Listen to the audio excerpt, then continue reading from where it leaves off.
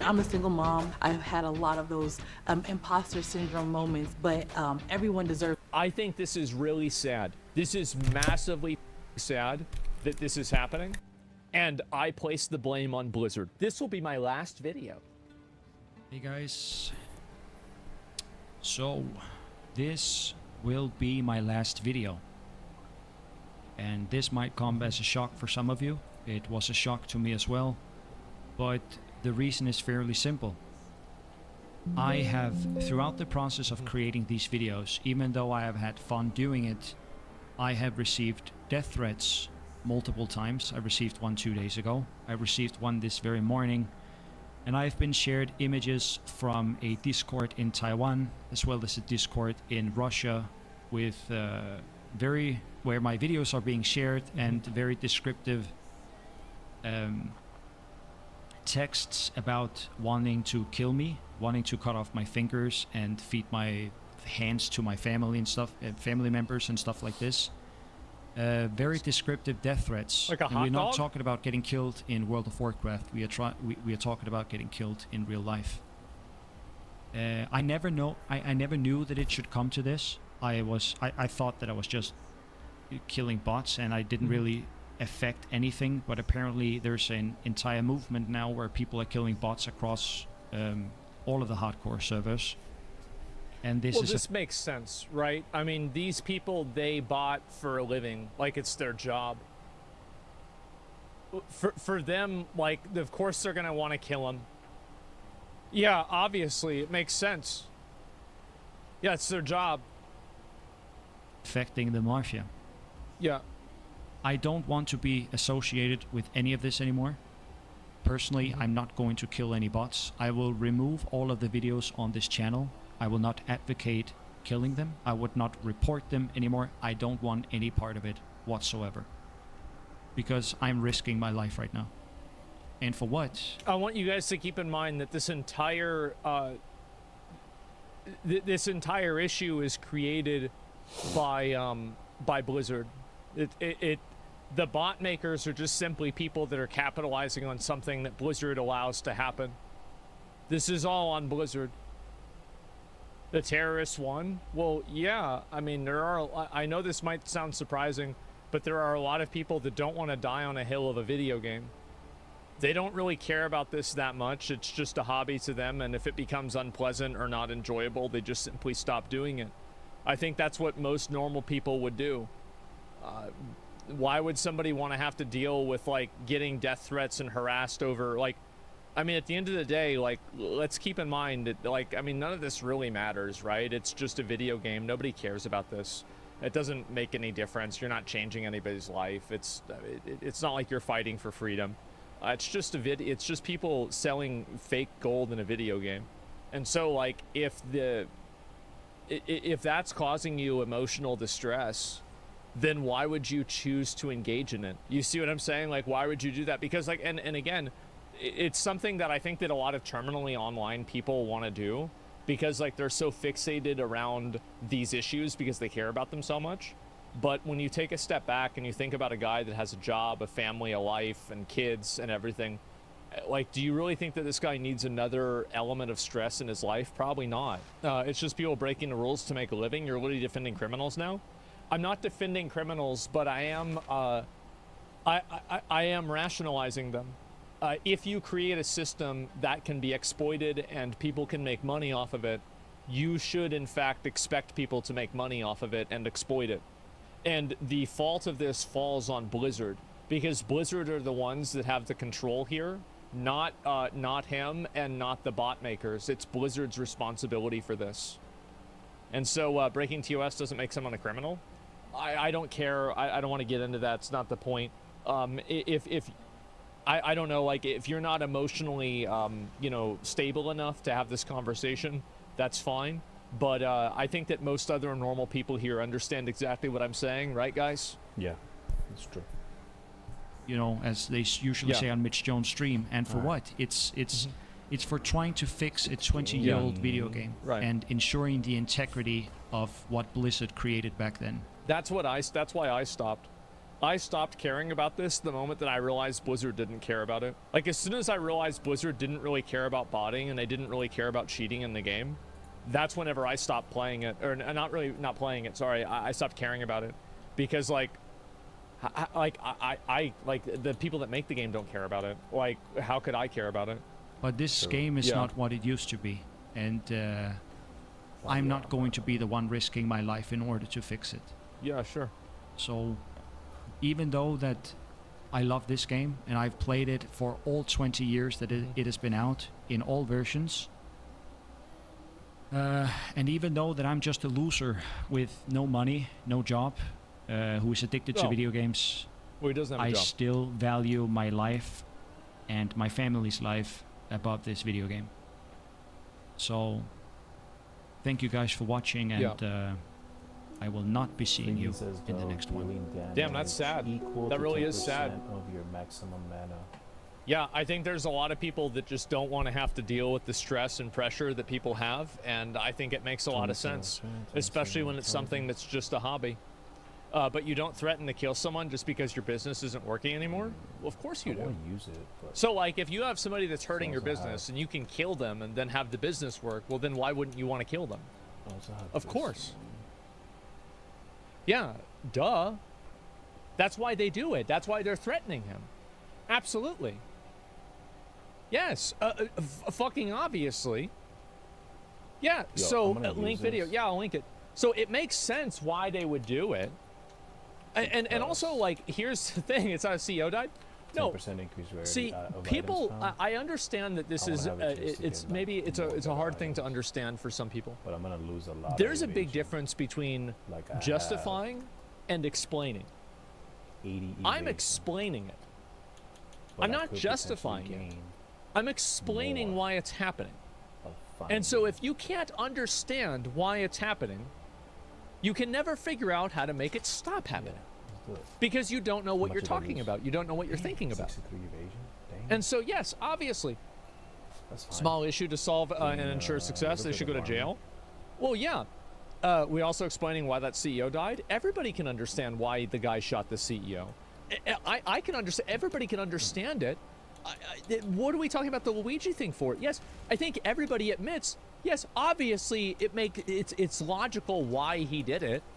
Most people that do bad things do them for reasons that in their mind make sense. Right, let's The people that see. flew airplanes into the Twin Towers on 9/11, These, just in case. in their mind, they were doing the thing that they had to do. It's not like they were doing that thinking that they were the bad guys. They were thinking they're the good guys. Most people that blow things up, most terrorists, think that they're the good guys. That's is the way true. it goes. So if you can't understand that, I don't know what to tell you. So you can have empathy while disagreeing. Well, it's not about having empathy. It's about understanding a logical conclusion. That's it. Yeah, people are thinking. Yeah, exactly. True. People now make mistakes feeling with facts. Exactly. Yeah. People can't think about Upgrades things. They can normal only item feel to about them. rare. It's really sad. Yeah, obviously it makes sense why people would be doing this. I get death threats every day. People, and it's a very good way of getting people to not talk about things or not do things, is that, well, we're going to threaten to kill you if you do it, and a lot of people just don't care about it that much, and then so they say, all right, I just don't want to deal with this, right? I think that's it. Losing a job has something to do with losing existence. Only they should choose their source of money more deliberately from the beginning. Look, it doesn't matter, like, you're talking about, like, shoulds. Like, anytime I hear the word should, I think to myself, oh no. Why is everyone spiraling about YouTube banning ad blockers? Chill. You can just use Pi. This is Pi. It's a free. Oh no. Here we go. Yep, yeah, this is it. Of course people are going to do what's in their best interest. That's just what that's just what it is. I think this is really sad.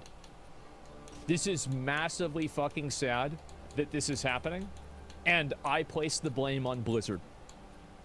Because even if you arrest all of the people, if you put every person that made a death threat towards this guy and every person in that Discord in jail, you know what would happen? The next day they'd be replaced by more people that would do the exact same thing. The only people that have control over this situation is Blizzard. Blizzard can control the situation. They can stop this from happening. Nobody else can. That's it. And so that's the way I see it. You can understand why these things happen without sympathizing with the people who do them. Yeah, of course, right? And I think that makes sense. I think it's tragic. He actually feels scared about dying from some random freaks in Taiwan. I think it's always easier for somebody to say that who's not in that position. So like, and this is the thing, they have all my personal information and I have an idea of the kind of money these farms make. I know enough about the dark web and things you can purchase online to know I've reached my limit, I'm out. Yeah, so like it's always easy to say this when you're not the person who's being targeted, when you're not the person that's having this happen to you. But the reality is that when it is happening to you, I think that a lot of reasonable, normal people, this is the way that everybody, I think, makes decisions, right? Is they view the pros, they view the cons, which side is heavier, and then they go with that side. It's that simple. Like someone with a lot of money telling people not to stress about money. I don't think that's really the same thing. That's kind of like two different conversations. But yeah, when an internet troll takes your sends you your address, you start taking things a lot more seriously. Yeah, sure, right? Do you think death threats on the internet are so common nowadays that the threat is way too overblown by celebrities and such? I think that it's overblown because it's not penalized in a way that I think it should be. I think people that are effectively terrorists, because, so you have to understand, why are people terrorists? Because terrorism works. That's the reason. Now, that might not be a popular thing to say, but people keep doing terrorism because it works. And so, that's it. Clip it? Oh, you can. And there's going to be a lot of people saying, oh, I hate him, but he's right. And so, yeah, that's the reason why they do it. They do it because it stresses people out and it scares them. Of course. Absolutely. The people doing the botting receive death threats too. Everybody does. But I think the problem is on the internet, there aren't enough punishments for people that act out of line with that. And I think that a lot of social media platforms don't really put enough effort into trying to curtail that kind of behavior. I'll read a few more of these. Effective might be a better term. Well, effective means it works, right? What do you mean it works? Well, like, for example, terrorism is really good at getting average people to not speak out or fight back against something. Like, for example, this is what people have done, like, all throughout history. That's why you have, like, public executions and stuff like that. The public executions isn't for the criminal, it's for the rest of the people that would be criminals. And so you make people afraid of you, and then you make them scared that well, I don't want to step out of line because I don't know whether this is going to happen or not. And that's also the reason why a lot of, like, warlords and people do things in ways that are unfair, right? And this is actually it's a very good, like, hack for people's brains, is that people can predict fairness, right? Like, if you know that somebody is evil but fair, you can predict that, and it will make you less scared of them. But what makes somebody, and I think, like, a good example or a parallel to this is like a villain like, I don't know, like Homelander in The Boys. What makes that such a good, compelling villain is the unsettling nature that you don't know whether this person is going to take an insult on the cheek or he's going to kill your entire family. And so when you have the uncertainty of that, it makes people terrified to even go outside of the box at all. And I think that's the reason why a lot of these guys do it, because it's scary. You can predict fairness, you can't predict unfairness, and people are terrified of the unknown. So just don't be scared, GGs. Well, I'm just saying that's how it is. Thin-skinned people with power are dangerous. I don't think that I don't think people are thin. You mistake this. These people are not thin-skinned. They're not doing it because you've personally upset them. They're doing it because they need to set an example with you to show everybody else that this is what happens. You're just, like, they're not personally, they don't have their feelings hurt about this, but they know that they have to keep up an appearance. Being ruthless is a great way to put people in line. It is. And being unpredictable is the scariest thing you can do. And if you want people to listen to you and not do what you, or to do what you want them to do, be unpredictable. This is really sad. Blizzard should be ashamed of themselves. This is a disgrace. They just completely don't care about the game, and I don't think this guy should either. The end. BK, have it your way.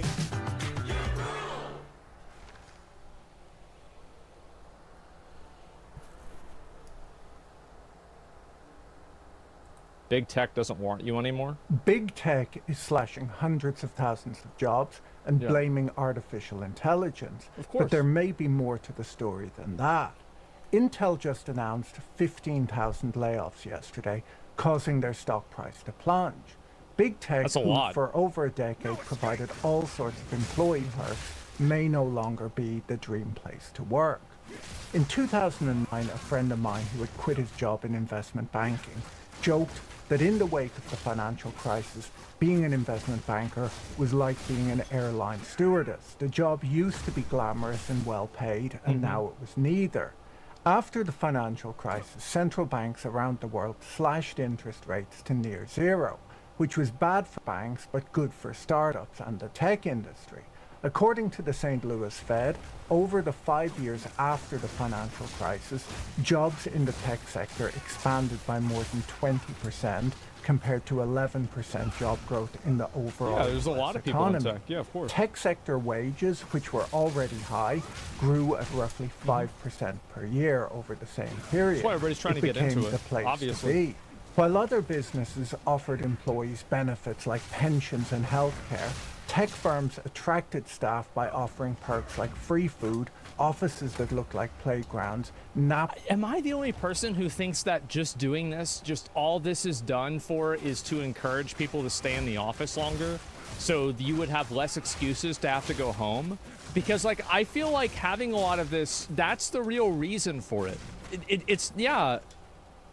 pods, the ability to bring your pet to work, on-site massages, meditation rooms, office jam sessions at Spotify, and something called disco yoga. Oh boy. Google and Facebook offered employees a free laundry service, which is only so much of a perk when their employees mostly wear shorts and t-shirts. Yeah, exactly. Again, to keep people in the office longer. I feel like, again, none of this was done for the best interest of the employee, and all of it was done in an effort to muddy the waters between work-life balance and to keep people in the office longer.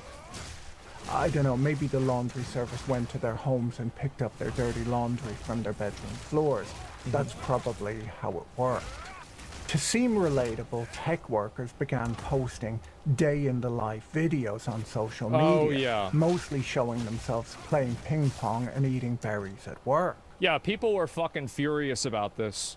And I think this is the reality, right? Is you see a lot of people that post this shit, you knew this wasn't going to last. Like these girls that go to like an office and they spend half the time, they make 2 phone calls a day, and then every rest of the time they're like fucking around. Who cares? Of course this isn't going to last. Hey guys, welcome to A Day in My Life. It's a 26-year-old working in tech in Manhattan. So I wake up at 5 a.m. and I go to Equinox and I get in a cab and head to the office. The subway is really scary since there are tons of lower class people who don't work in tech, so I take the cab everywhere now. In 2020, the global Seems like probably a meme, but yeah. pandemic transformed how people lived, worked, educated their children, and spent their free time. The world rapidly moved online, and the surge of e-commerce and consumer tech spending led to massive revenue growth at big tech.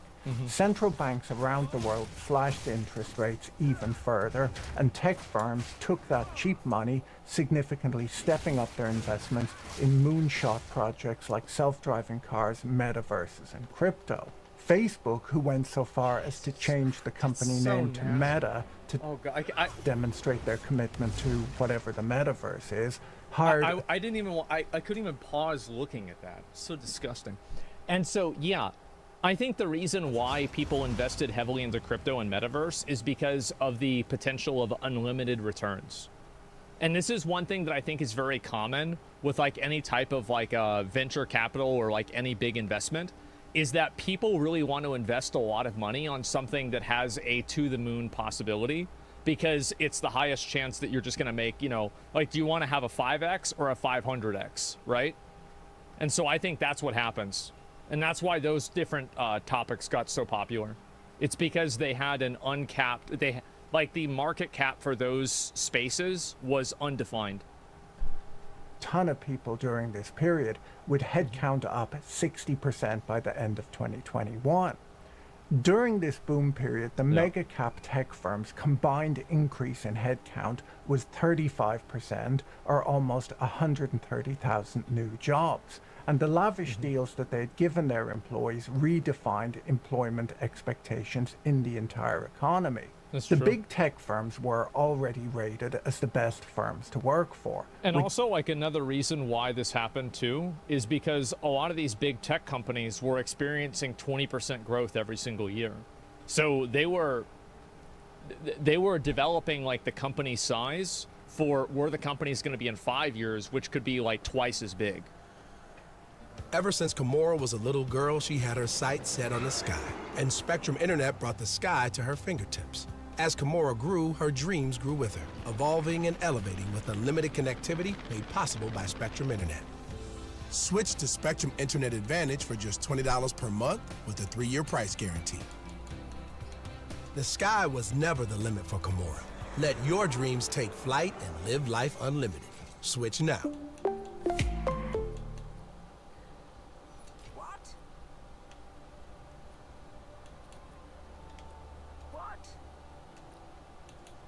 Google or Alphabet having been ranked number 1 8 times And then they between stopped growing, 2006 which is what the and problem was. 2018 on the Fortune list of the best companies to work for.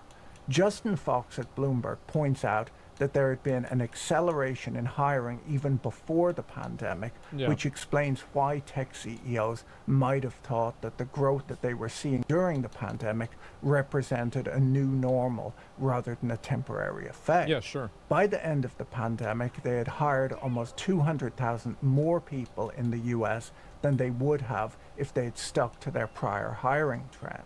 The tech stock sell-off that started in 2022 put big tech companies under pressure to improve their bottom line. And that's when it and started. they laid off Yeah. some of the excess staff that had been hired to meet the pandemic boom. Yeah, that's whenever it really started. And I think Elon Musk firing all these people at Twitter, a lot of people like to talk about how much they don't like Elon Musk. I get that. But I bet a lot of the guys that are executives at these other companies looked at him doing that to Twitter and said, why aren't we doing this? Absolutely. Twitter led the way with layoffs when its new owner reportedly laid off half of the employees within a month of taking over the company. And the truth is, like, this is my opinion. My experience on Twitter hasn't really gotten worse. And also, I know that there's more bots on Twitter now, but there's also more bots on YouTube as well. There's more bots on every social media platform. So I don't necessarily think that if there was different management of Twitter, there wouldn't be more bots. It just doesn't make sense, right? Because, like, if bots are a Twitter problem, then why is it on every other platform too? So I think really, like, Twitter is a huge use case. The taboo of tech layoffs, making it easier for other big firms to lay off staff without standing out from the crowd. Yeah, it broke the ice. Big tech has been making significant cuts, and the layoffs don't seem to be ending. Well, this is, by the way, keep in mind, look at the dates on this. This is like within like 1 month or something. Like, if you're talking about like what's happened in the past 2 years, it's been a fucking rapture. Seem to be ending. According to layoffs.fyi, a website monitoring job cuts in the tech sector, there were 165,000 tech sector layoffs in 2022, 260,000 in 2023, and there have been 125,000 so far this year. Holy shit. The tech firms are still reporting good earnings, and the AI boom is still in full swing. Well, it's like brutal but no sympathy. I mean, again, I think this happened very simply because the companies were expecting year-over-year growth. The growth stopped happening, and the company had to recalibrate. I think that's what happened. Because, like, if you just keep building for more and more and more, well, whenever more happens, now you've got a bunch of extra stuff you don't need. Then you get rid of it, and that's exactly what happened. Overall jobs growth in the United States has been strong, if slowing slightly, and workers' pay has been outpacing inflation. So why are tech workers losing their jobs? Where are they going? And which roles are disappearing the fastest? Is working for big tech no longer a dream job? Learning a little every day Well, it is a one dream of the job. most important Dreams things aren't real. that you can do. both for personal and professional growth.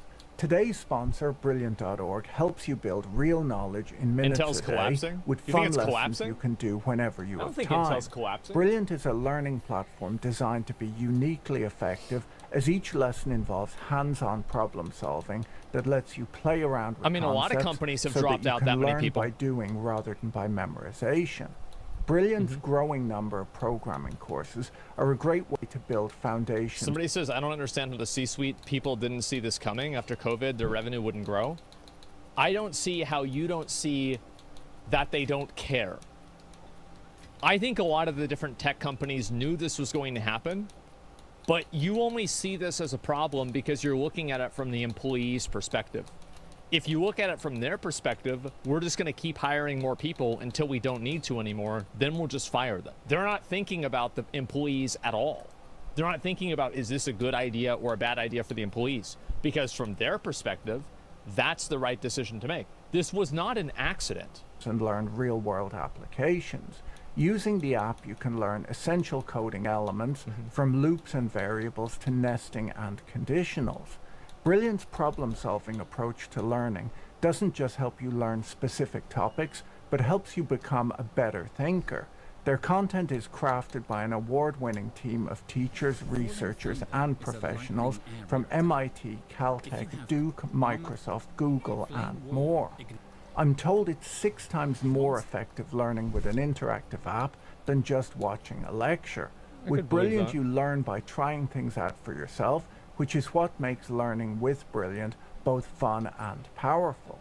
To try everything Brilliant has to offer for free for a full 30 days, visit brilliant.org/Patrick or click on the link in the description. You'll also get 20% off an annual premium subscription. In 2024, the YouTube... I love like the flex of this where he's doing this video and he has next to him the book that he wrote. You know, just like, yeah, by the way, yeah, yeah, of course I published my own book. Yeah, it's not a big deal. And LinkedIn trend of posting day in the life of a tech worker videos reversed course. The new videos were called A Day in the Life of an Out of Work Tech Worker, and they seemed a lot less fun. Big life update. I got laid off yesterday. That's what happens. For some reason, these young tech workers hold their microphones in their hands in their videos, which I worry makes them less employable, as if you don't understand the technology of a mic stand, which is a stick, you don't seem that up to date. That's, I mean, he right. You can't understand how a stick works. And you're surprised that Google, they just had to let you go. But are you really surprised? With technology. I mentioned this issue to a friend who told me that young people do this to seem more personable. So I thought that I would give it a go. Hopefully I seem more relatable now. The audio quality should still be good because, you know, it's not actually plugged in. I'm trying to seem relatable, not to have bad audio. Right. According to the FT, a lot of the tech layoffs are happening as companies are reshuffling their resources in order to invest in new areas such as generative AI. You know what? I'm actually really curious if we didn't see a soft version of this in the late 2000s and like the mid 2010s when a lot of support desk jobs went to AI and like robotic menus. So like, for example, back in the day, you had, like, yeah, it's a good one, huh? And that's, I think that's actually my mic stand. No, it's not. It's almost my mic stand. And, yeah, anyway, like, you remember back in Warcraft where, like, if you had something deleted, you would have to message a GM and have the GM, retain that thing for you, or, like, restore it for you, I mean? Well, now you don't have to do that because a machine does that. I wonder what, like, the impact of that was on customer service. Because, like, if you had a machine that did, you know, 90% of most things that people ask for, then you don't need 90% of your employee base. So I wonder what happened with them. Yeah, I'm actually really curious about that, because I bet that probably happened in, like, 2014. Somewhere around there. While showing shareholders that there's a continued focus on cost discipline. They highlight Meta, which cut more than 20,000 jobs since late 2022. Well, that's because they gave up on Metaverse, right? They didn't give up on it, but like they pretty much gave up on it. Said in February that net headcount additions for the year will be minimal, even as they made significant investments in generative AI, which would involve securing talent. Pirate Software mentions that CS was cut down by 60% after they automated item recover. And this is actually like such a great data point, I think, because a lot of people are looking at AI as if it's like some kind of new thing. But I think that in terms of machine automation that's replacing tech jobs, like that's insane. Like that's over half of the people. Holy fuck. That's crazy. AI is just automation. Yeah. And so like we talk about AI as if it's some kind of like unique evil. But this type of behavior where effectively you're automating functions that people used to do is very common. 60%. The result has been a wipeout in tech jobs, and for the first time since the dot-com bubble burst, IT unemployment is actually higher than US unemployment overall. I'm sorry, I have to stop with... Yeah, for real. I think that also another reason for that is that a lot of the people that were making these videos are young people. And there's only so many jobs that you need for like a social media marketing person. You only need, you know, 3 tech-savvy 24-year-old girls to run your social media presence. So when you have 50 new ones every single year, where are all of these girls gonna go? What are they gonna do? Well, everybody has a social media person now, so like, well, fuck. Now it's oversaturated. Because you've got to keep in mind that like a lot of kids, like for example, a lot of young people, like let's say you graduate high school in 2015. Well, by the time that you get all the way through through college, it's 2020. So like you're in the job market now, and it was happening in 2015. So people probably saw that and they said, wow, Google's awesome. You can just go and take a nap at work all day and you can play ping pong. I want to go work at Google. So they get a career, or they get a degree that's going to get them a job at Google. Okay, nice. And then by the time that happens, a million other fucking people probably thought the same exact thing. They're like, yeah, everybody else did this too. It's kind of like, how many of you guys have ever seen this happen in a video game where like a farming method for like an item or like a resource gets discovered, and then at the beginning you're making a lot of money with it, and then after other people get into the market, the profit margins like completely plummet, right? It gets nerfed. Well, it doesn't, the thing is, it doesn't get nerfed, right? It gets nerfed by supply and demand, because the supply is just so high. There are so many of these things being pushed out onto the market that the price margins go longer, or go lower, right? PoE is a great example of this. And yeah, like market flooding, right?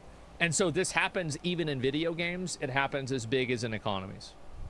I actually think that, yeah, troll necklaces and hardcore WoW, perfect fucking example. Great example. I actually think that, I've said before, like I learned more about economics and business in WoW than I did from going to college, right? And I really think that you can learn a lot of these different topics. You can learn them in like a very hands-on way.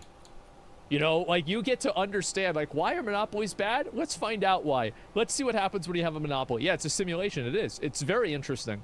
I love it. This microphone thing. I mean, it's ridiculous. I'll put a link exactly.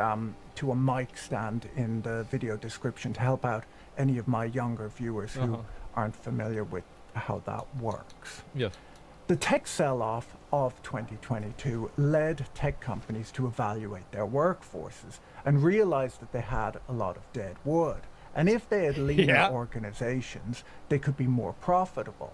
And as they cut staff, their stock prices started to rise. Big surprise. According to the Washington Post, as stocks have risen, spirits in the San Francisco Bay Area, the heart of the U.S. tech industry, have only fallen further. I bet. The layoff announcements from... Yeah, because it was a gravy train. Like they were... Bro, you can't expect to go to work and have catering for 2 meals a day.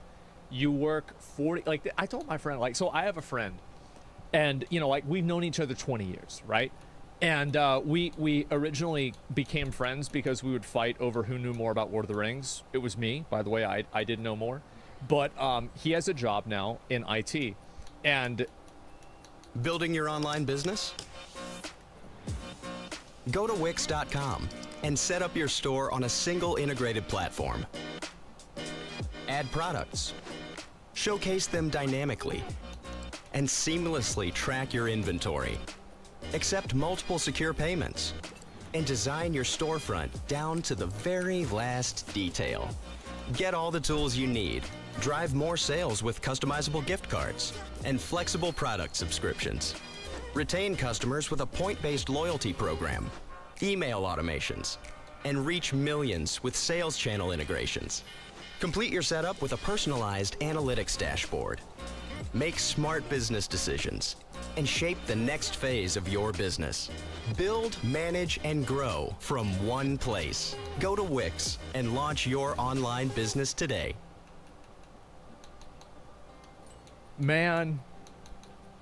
man, bro, like he's making well over 100K. He's remote work. Like, so like, remember that thing that happened with, what was that company where like all the servers went down? He woke up, like he didn't have to call in till like 10. He woke up, he's like, damn, man, it's fixed now? All right, y'all still need, no? Okay, all right, cool. CrowdStrike, yeah, exactly. Like this dude, like he's talking about vacations to fucking Japan. He's talking about going to Chicago. He's talking about going to concerts. It's like he's working 30 hours a week, maybe. He's making all this money. I was telling him, I was like, bro, like you gotta watch out. Like I don't know what's gonna, because is this really gonna last for very long? Like, is this really like, yeah, you gotta worry about this because like, I mean, you know, they're gonna be looking to try to get that money back. And so I would be worried. Is this rerun? No, I've said it before. I have. And it's the same thing. Yeah, he's making enough money for it. He is. But what I'm saying is that when you're in a job that has a very, like, there are very low demands in a job, you can pretty much assume that you're not going to have that job for very long because somebody's going to figure that out. They're gonna see you, right? You're like that fucking homeless guy in McDonald's who's trying to not get noticed by the manager after he set up his 3 PC fucking 3 monitor 2 keyboard fucking setup in the McDonald's lobby, hoping that the fucking manager doesn't see him. You're that guy. Because you've got it made. You're getting free Wi-Fi, free drinks, free fries. You just walk over and eat somebody's food when they leave. You're getting everything. In Milton from Office Space, exactly. So yeah, when you don't have anything to do, you should worry about it. I remember like, you know, when I worked seasonally for the IRS, I knew that, you know, if we came to the office and we only worked for 3 hours a day, they're about to lay people off. Like they're about to send people home. Like that's it. That's just what's going to happen because like they don't need us. That's it. They're called bullshit jobs. Well, I mean, it expands and contracts over time.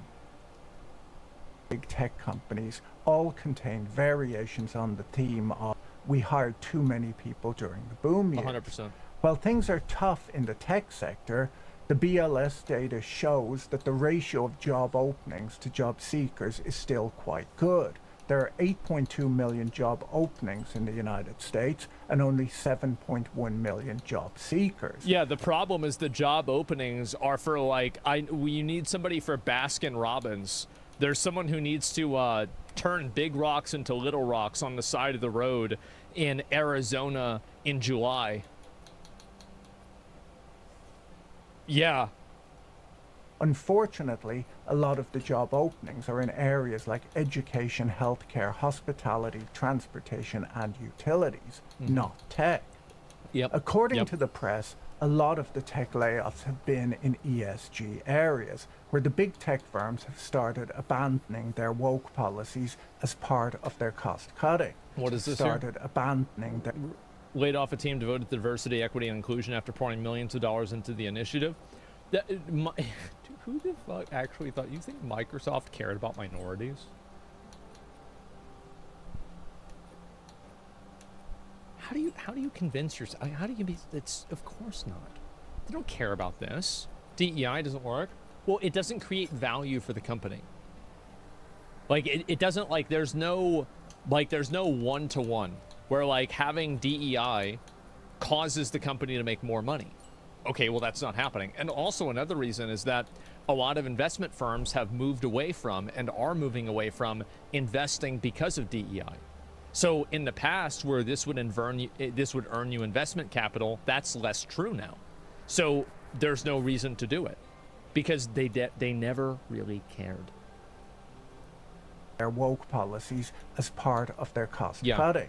The New York Post reported that Microsoft laid off a team devoted to diversity, equity, and inclusion after spending millions of dollars on the initiative.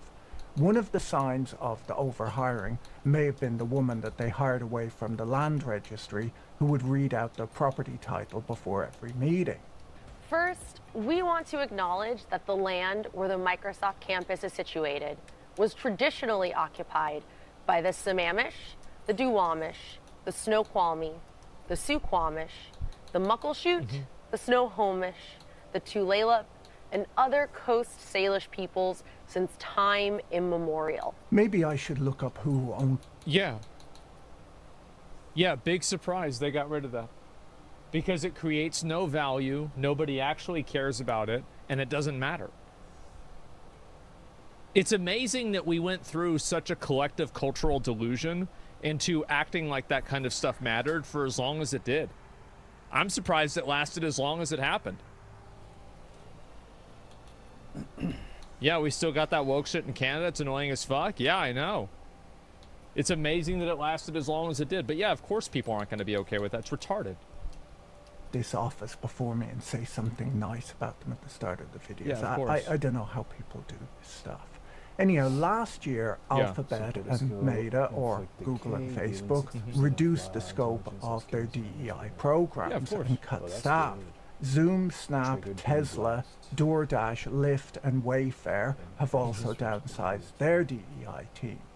Because it doesn't create value. Pushing a cultural agenda will not make your company more money. And the company is more than willing to do this in the cases where everybody's making money and everything is doing fine and you're growing 20% year over year and everybody's happy. But the problem is that whenever you're not, those people are the first ones to go. Oh, really? That's the only one? Most reports that DEI-related job postings had declined by 44% by mid-2023. That's a good start. Compared to the same period in 2022. Yep.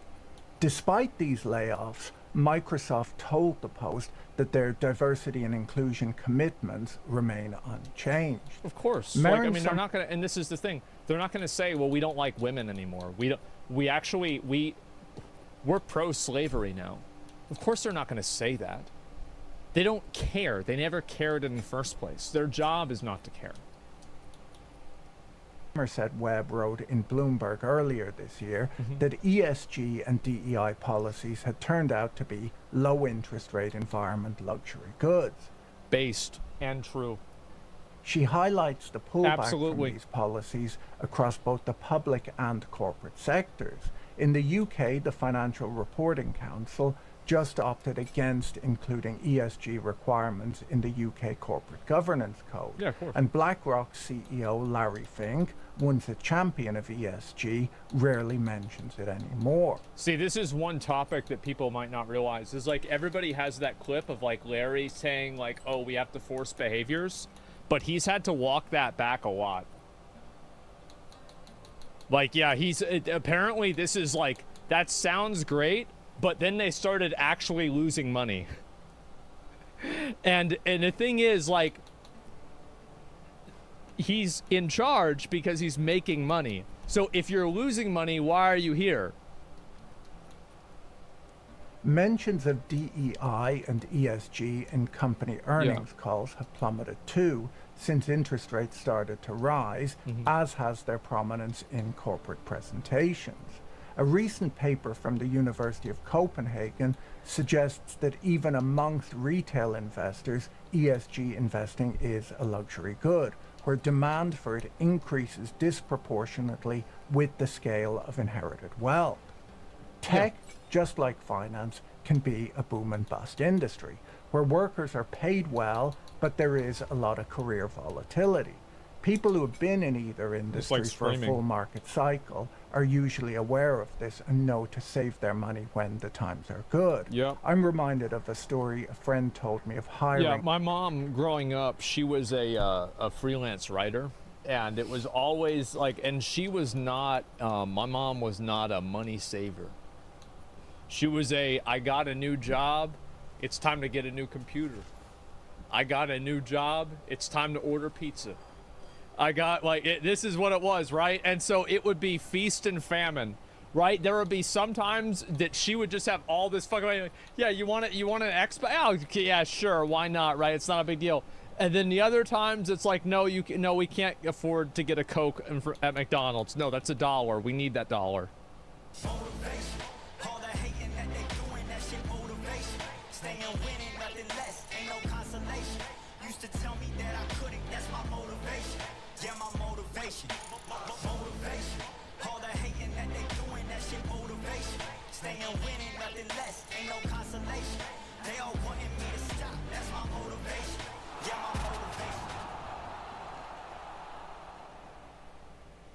Oh, jeez.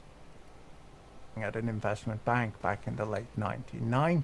Yeah. He said that it was so hard to hire at the time that he found himself making offers to the type of candidate that he would have never considered in prior years. Yeah, of course. As he just needed to fill seats. During the slowdown of the early 2000s, he then let all of those people go. During the US tech sector's last high growth phase from 1990 to 2000. Yeah, it's like if you have a bullshit job that doesn't create any value, you shouldn't expect to stay at the company for very long. Like, I'm sorry, but like if you're going to work and you're not really doing anything and you're not creating value, they're gonna get rid of you. It's gonna happen. It might not happen tomorrow, but it will happen eventually because somebody will find out and they'll fix the glitch. And they'll stop paying you, and you're gone. Unless it's government work. No, even at the government, that happens. Sometimes. It depends. National employment in the tech industry shot up by 36% over the period, according to Federal Reserve data. Average weekly wages for tech workers doubled, rising by 102% over the decade. Jesus. At its peak in 2000, tech employment accounted for just over 4% of total private employment. That's like nothing. When the dot-com bubble burst, technology sector employment declined rapidly, with significant net job losses for 4 straight years. By the time it bottomed out in 2004, the sector's workforce had shrunk by almost 18%, and tech employment declined to 3.4% of total private employment. From 2010 through to 2022, job growth in the tech sector once again hugely outpaced job growth in the rest of the economy, and most tech workers under the age of 35 have never seen a slowdown. The FT reported earlier this year... Yeah, that's why they got into it. Is because, like, again, like, for me, I know even whenever I was graduating, right? Like, I graduated in 2008. And so, for me, a lot of my friends, like, all wanted to go into, like, tech work, IT work, anything that was, like, computer-based, right? And, like, I think that there's definitely a confirmation bias here because I was into computer class, I was into tech class. Big surprise, right? But, yeah, everybody that I knew wanted to do this, too. That the tech layoffs in 2024 appear to be more strategic as job cuts in 2024 have come alongside active hiring. Meta, which cut more than 20,000 jobs since late 2020. Jesus, man.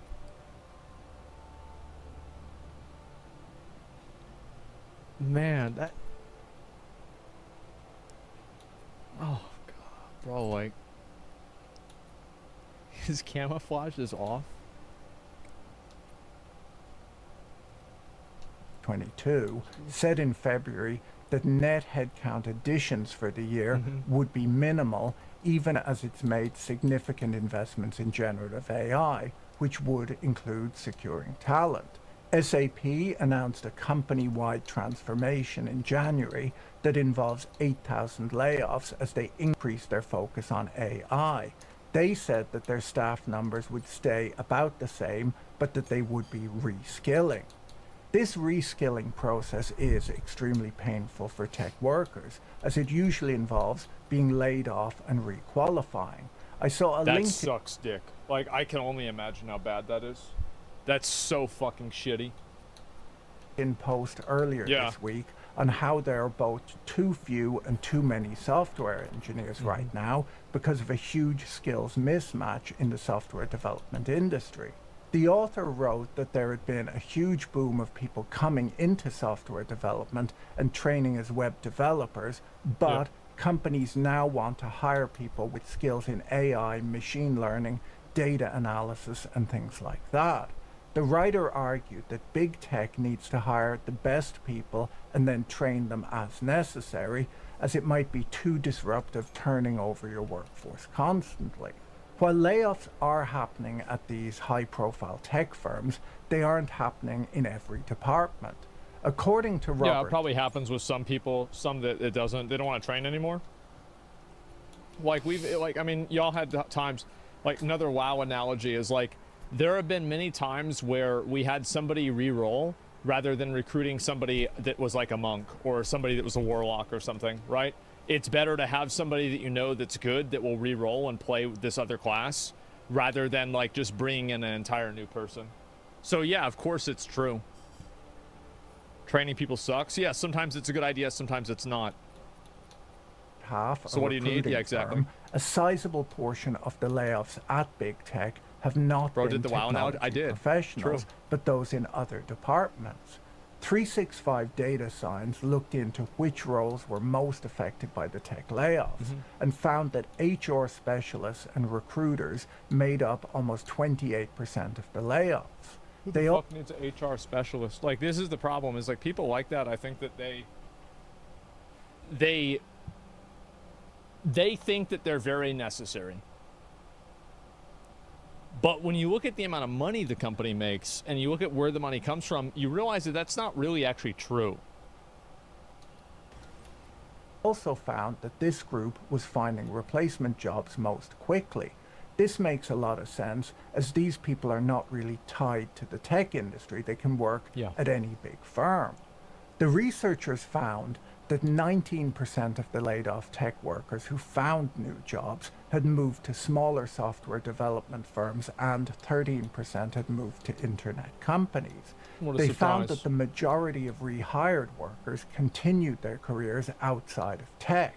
Among them, 10% moved to financial services, 8% moved to the services industry, 7% to consulting, 6% to manufacturing, and 34% to other industries. Damn. Because the majority of tech jobs are outside of the tech industry and tech skills are still in high demand in other industries, many of these people are doing just fine, but possibly struggling a bit with the culture clash of no longer getting to play ping pong and eat free berries in the office. Who the like, it's amazing to me. Who thought this was going to last? Of course this wasn't going to last. Duh. Unfortunately, the researchers found that the majority of laid-off tech workers are still on the job market, competing for the type of roles they had recently been laid off from during hiring freezes and continuing layoffs.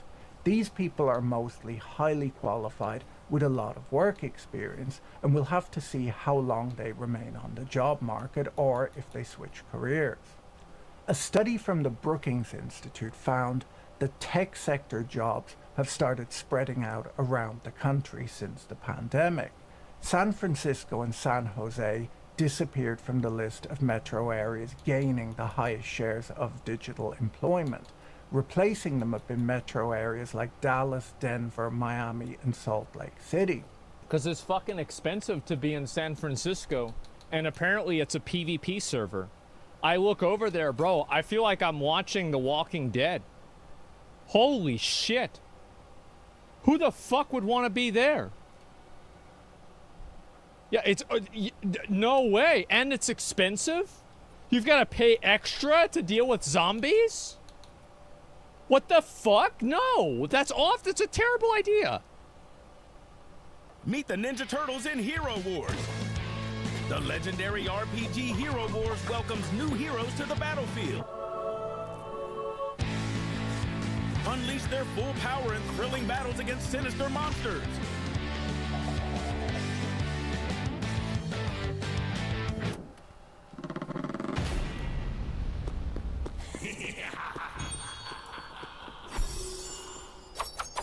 Unlock a unique hero and exclusive Shredder and Casey Jones skins during the event from December 2nd to 21st. Play Hero Wars for free now. Available on PC and mobile.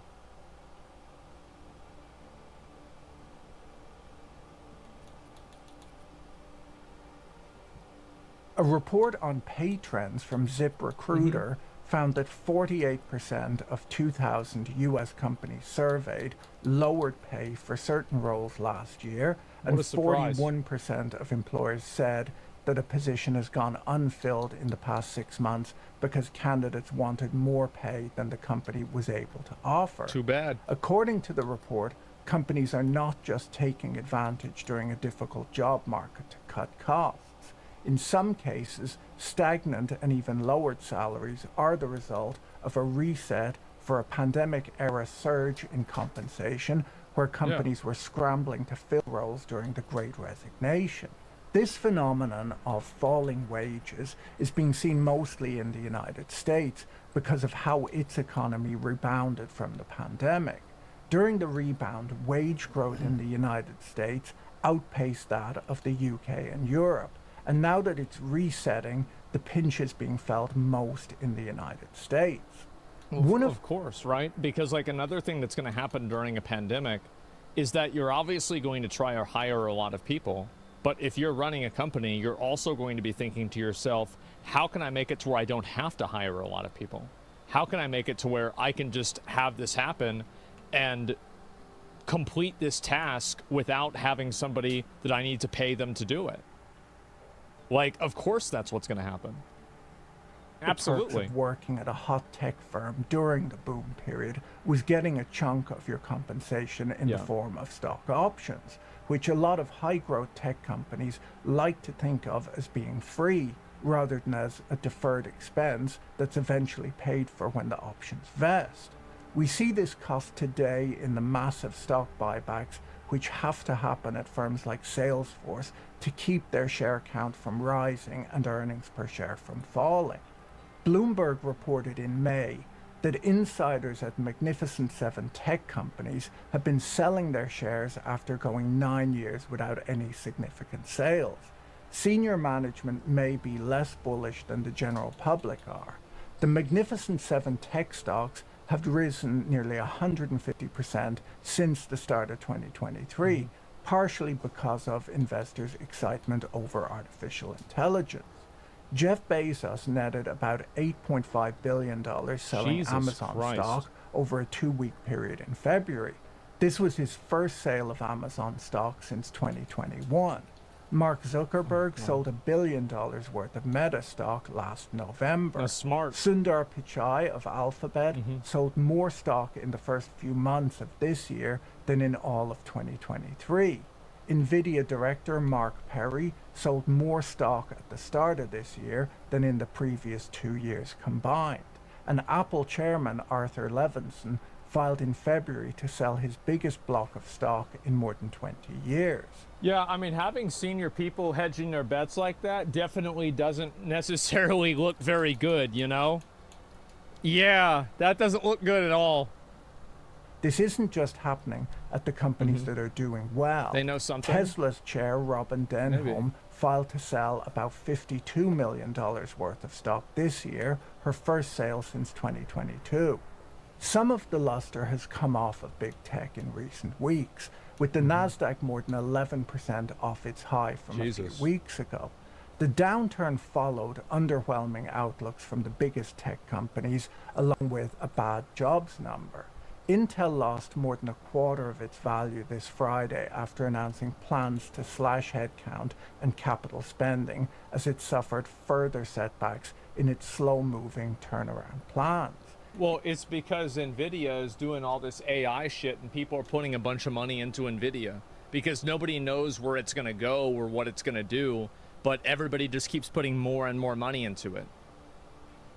No, that's literally what it said in the article. Has been unsuccessful in efforts to cash in on booming demand for artificial intelligence chips. That's literally what it said. Its price is below where it traded in 1997. Other semiconductor stocks like ASML and Tokyo Electron fell too. Intel is also crashing. It will. Microsoft's AI-fueled cloud growth fell short of investor expectations earlier this week, and the stock is down about 11% over the last month, but it's still up about 10% year to date.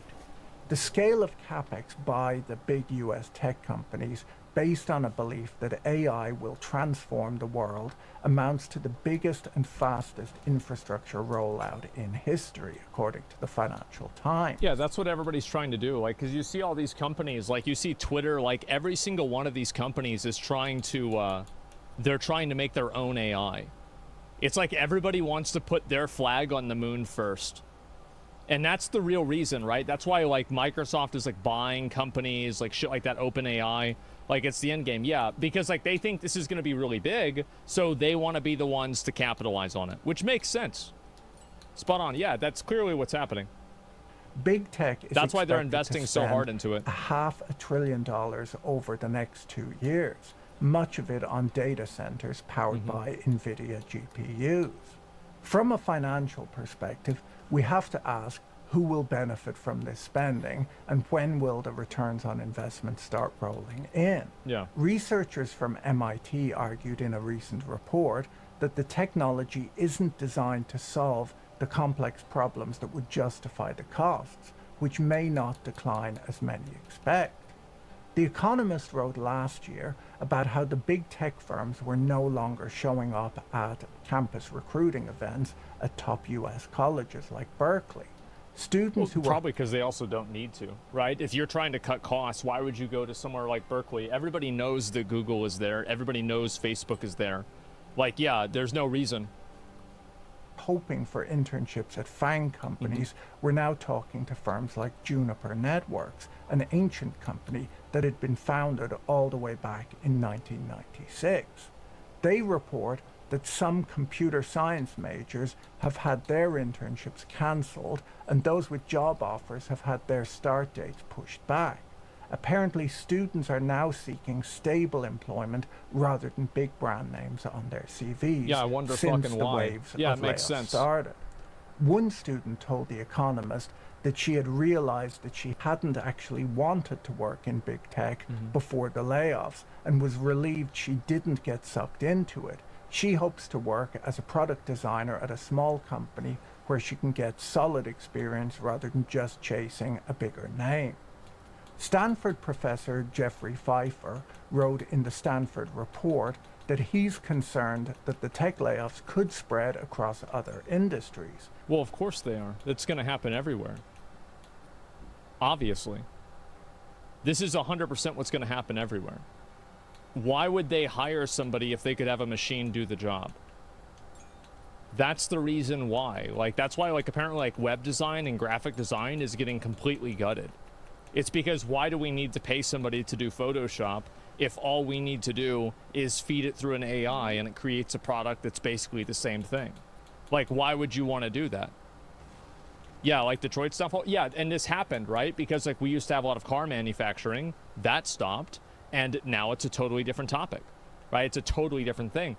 And so, yeah, this is 100% going to happen. And, like, of course this is going to happen with, like, every other industry as well. It's like, for example, I know that a lot of drive-thrus do this. They have AI that takes your order for you. And so, or, like, they have, like, assistants with AI. Like, I don't know if it's, like, 100% in a lot of cases, but a lot of them is, like, a bit of it. And so, yeah, thank God, right? Yeah, exactly, right? Because the AI is better than the person. In a lot of cases. It's like, I feel like at Taco Bell, the way they decide who takes the orders is they have each one of them speak English for 5 minutes, and whoever does the worst job, that's the person they put on the mic. I don't so fucking annoying. I have to explain shit to people like that. Oh my god. He But wrote yeah, that layoffs exactly. are contagious across industries and within industries. Mm-hmm. So why did the big tech firms move so aggressively to cut staff? Yeah. Well, a big part of it was just because they had simply overhired. Are layoffs the best move in a challenging business environment, or is there something else they could have done? Well, they could have announced goals to increase margins, for example, to shore up the stock price, but then they'd be held accountable to achieving those goals. When they announce layoffs... I think they're getting rid of people because they don't know who they're going to have to get rid of. I feel like with AI and the innovations in it, probably in the last like 5 years, it's probably cut out jobs that a lot of people didn't predict or didn't expect to have cut out or removed. And because of that, they're not going to overhire because they don't know what's going to be completely invalidated in like a year or 2 years.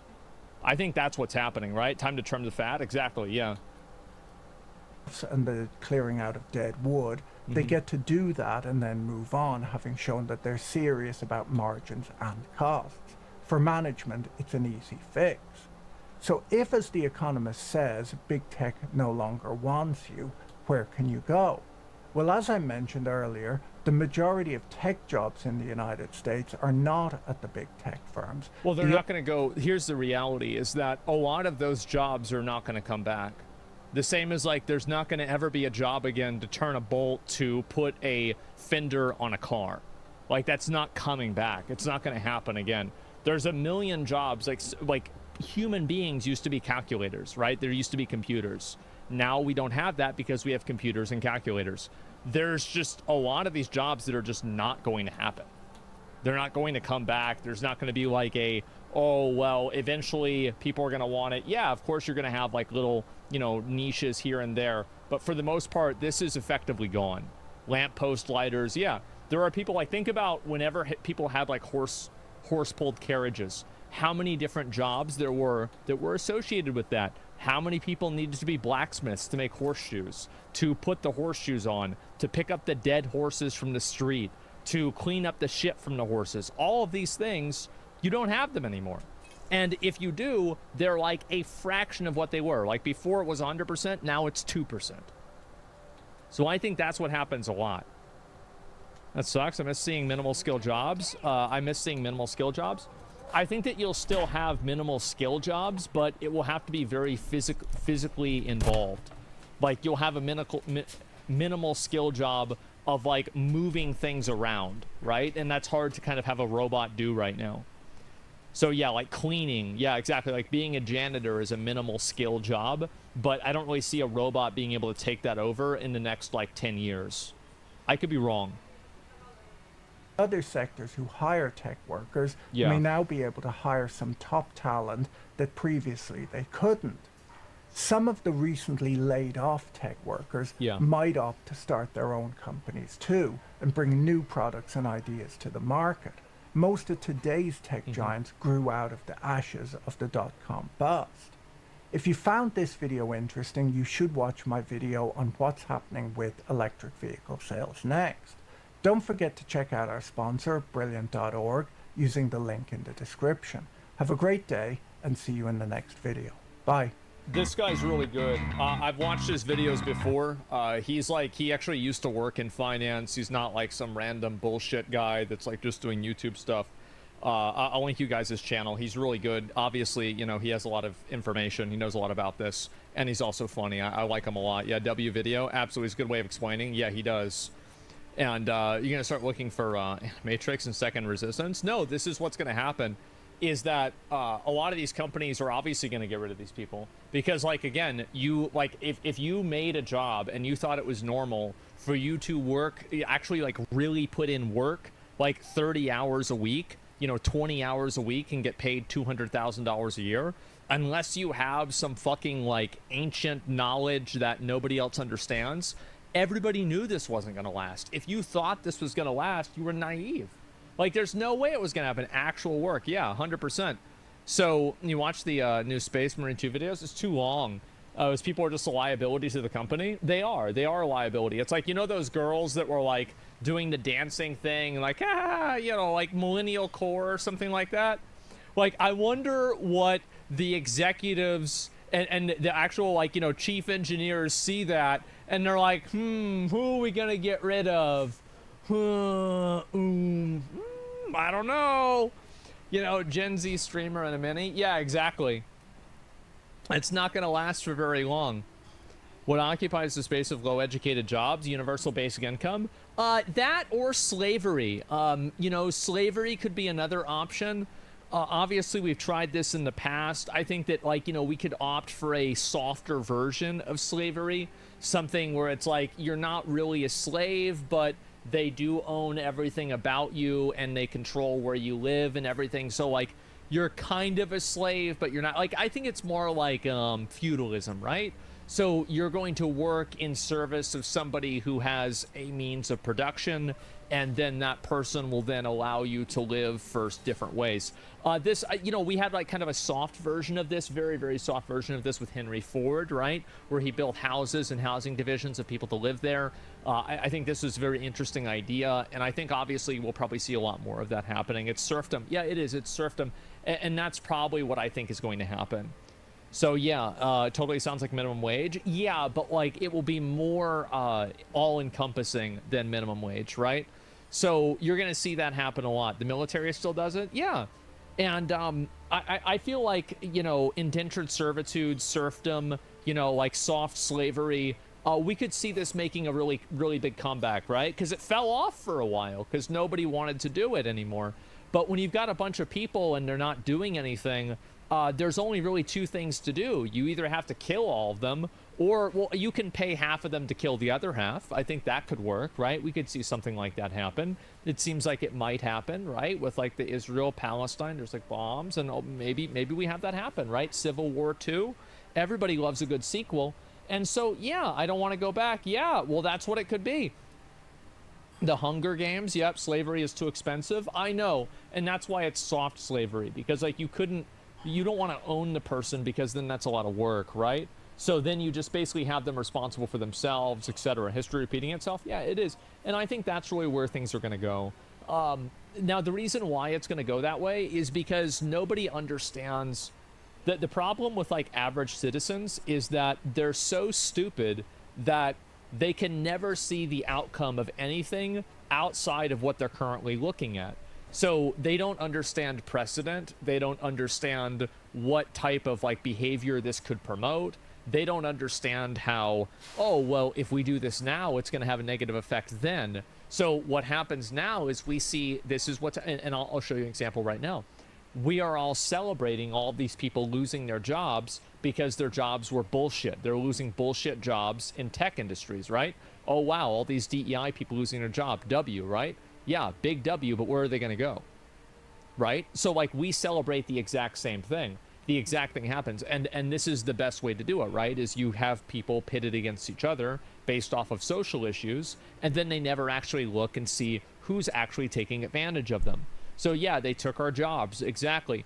And genocide, yeah. And so what they have to do, didn't know that? Yeah, I think that's how it's happening. So you have tech workers, and this happened before, right? Tech workers that were saying, just learn to code. Remember that? The dismissive learn to code when a person loses their job to some form of automation. Oh, go learn the code. Well, now the coding is becoming automated. Now those tech jobs are becoming less relevant, and they're being paid less. Now it's learn how to weld. Now it's learn how to be a plumber. Do you think they're not going to be able to figure that out too? It will take a lot longer, I think, but it will happen. So learn how to beg. Yeah, exactly. Learn how to be an influencer and get money on social media from people that are lonely and think you're their friend in real life. You know, that's what you need to do. Okay, guys, let's be honest. That's the real solution. Not true. Lots of people in here are not programmers. Well, what I'm saying is that because class consciousness and class warfare is so popular in the United States, the elite can always rely on the poor people and the middle class people to hate. Like, the poor people hate the rich people, or sorry, middle class people more than they hate the rich people. And the middle class people want to be the rich people, and that's why they hate the poor people, because they don't want to be where that person is at. So all they have to do, and by the way, this will never change. This will never get better because most people are so stupid they can just be taken advantage of like animals. So this is not going to ever change. So it's just going to keep getting worse, and you're just going to see people's human rights be removed. You're going to continue to see people like losing autonomy. This is just the way it is. And you can't stop it because it's fundamental to the human condition. That's it, and they're happy with it. Yeah, and they'll celebrate when it happens to somebody else. They'll cry when it happens to them, and they'll never realize the connection between the two things. They never will. I understand that you think, oh, well, they'll figure it out. No, they won't. They never will. It's sad, but there it is. That's what I think. Greed, power, temptation. Yeah, exactly. We're spending facts. The problem is I'm doing all the work in the same EU for someone that's making 200K a year. Well, I don't know. Just 1 second. Do you hate humans or are you just realistic? Both. I'll be right back. Prove yourself and make them remember you. Push through it. They will remember you. Prove yourself and look your weapon and face it.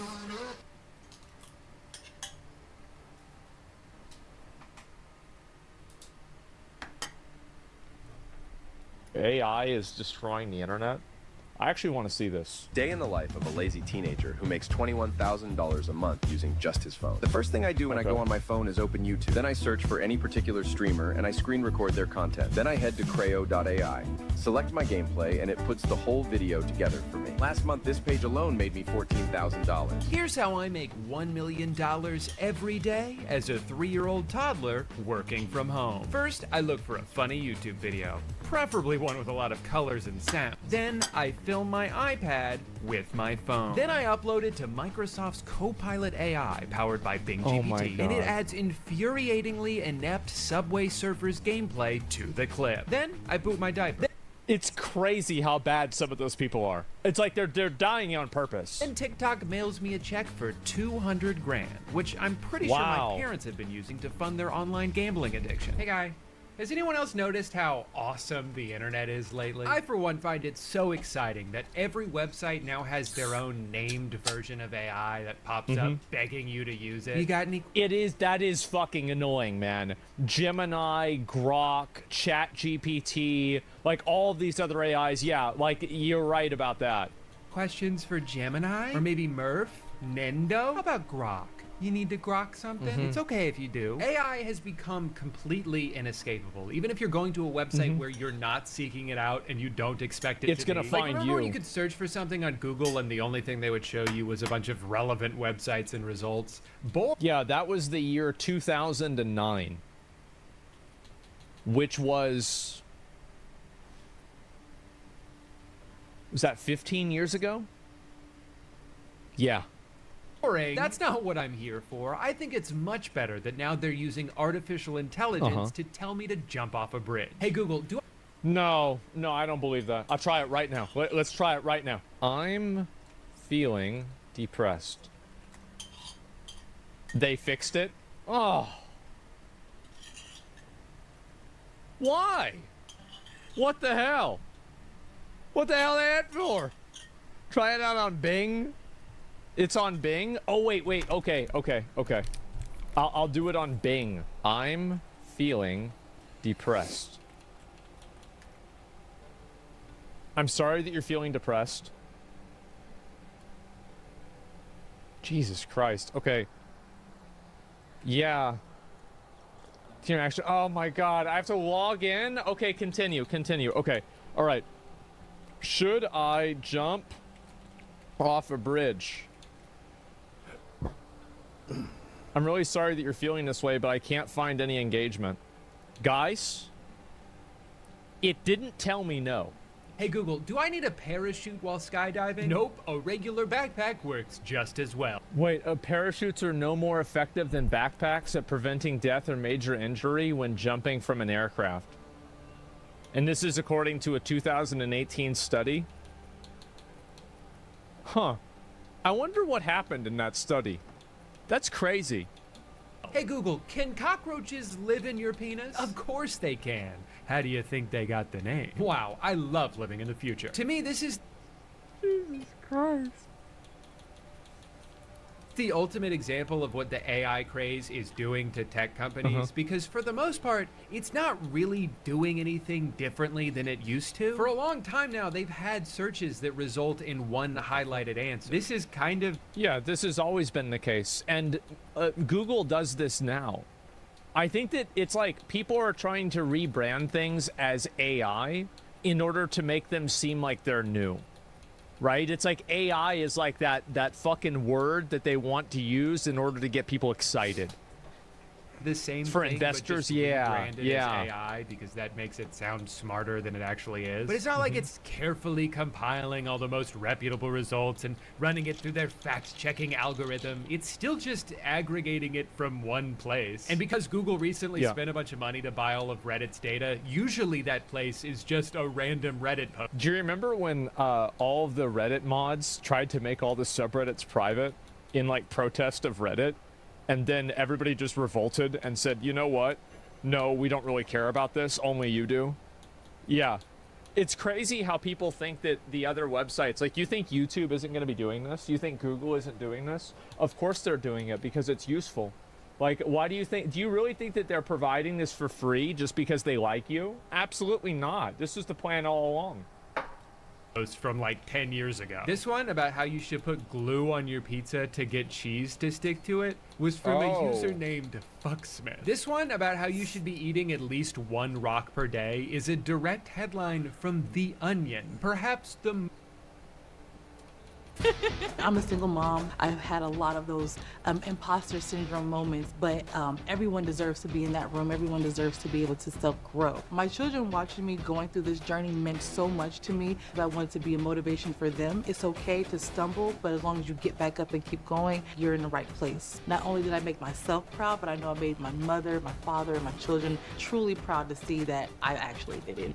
This is my comeback. Start yours today at purdueglobal.edu.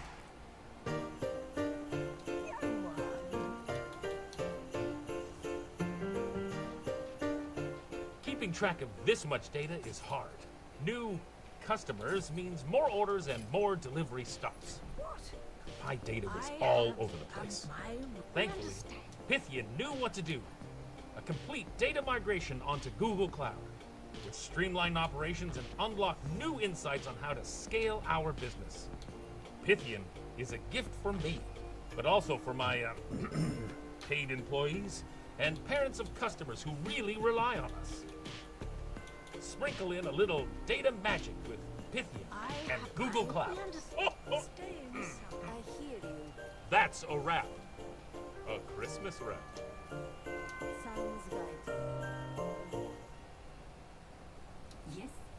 Well, onions are healthy, so I guess that makes sense. Most famous satire website. If they're not even programming The Onion as information the AI should not consider to be factual, I can't imagine any safeguards were put into place. This is so dangerous for someone to read this and think they should be eating one small rock every day, when most doctors would tell you to eat a handful of medium rocks at minimum. One little pebble's not going to do anything. So they for can real, pass though, I through do your think it's system. concerning that a website people go to for information and tend to trust, for better or for worse, is so willing to destroy that trust just because they thought this gimmick would make their stock price go up. Well, I think Google has been destroying that trust ever since like the mid-2010s because they started aggregating search results and suppressing things for political reasons. And I think that after that, people started trusting Google a lot less and started trusting the integrity of the searches a lot less, because in the 2000s, Google was amazing. Like, there's a reason why it's one of the biggest tech companies. It's because it's incredibly useful, and it always was. So yeah, I mean, 100% it was great, but then they started changing results and trying to like curate things, and whenever you start trying to curate things, that's whenever you run into problems.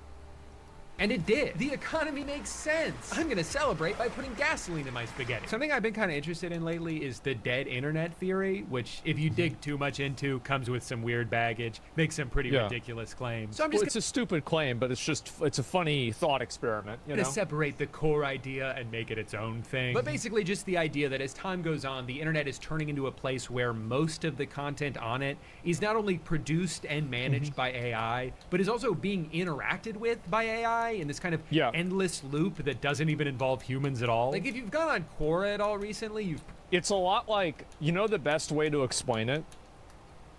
There was one time a guy, probably know this this is a really long time ago. This is the best way I can show this. So this is a really good example. Basically, this guy queued into a battleground. Look at all these fucking people blow up tower. What the? And he was the this is a 15 versus 15 battleground, right? And you see every single other person. I don't have any. Everybody on their opposite team, everybody on his team, they're all bots. Every single person is a bot in this game except for him. Girls, but I can go to He's playing a single player game. What is going on? Why is every team running around? Are these all bots? Every single one. Straight up. The dead WoW theory, there you go. That's where it comes from. that have been asked by bots, filled with answers given by bots. So what was initially created as a place where people could go to get advice from other people has been overrun by AI just talking to itself. Social media websites are also going through a similar shift right now, but perhaps none more prevalent than Facebook. In 2019... Well, the reason why Facebook has such a big problem with AI impersonation is because somebody can see a picture of Jesus with a machine gun and his arms are made out of lobsters, and they can type amen in the comments because they believe in God and they go to church on Sunday. They're so stupid that they see this and they believe it. Facebook I'm serious, over guys. 5 billion accounts being fake, which far exceeded the number of real human accounts. And that was before all these programs became as widely available as they are now. At this point, most of Facebook seems to be these giant spam accounts run by bots, posting content created by AI that's being flooded with comments that may or may not. Well, if you look at this and you open up these people's comments, they're like accounts, a lot of these people are real people. But if you look into the pictures of them, you will see that they're old, and so they don't understand technology very well. 6, 7, 8, 9, 10.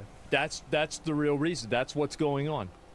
Have been written by ChatGPT. Today's my birthday. Please, please, I like meat. Happy birthday. Happy birthday. Amen. Amen. Amen. Amen. As soon as one type of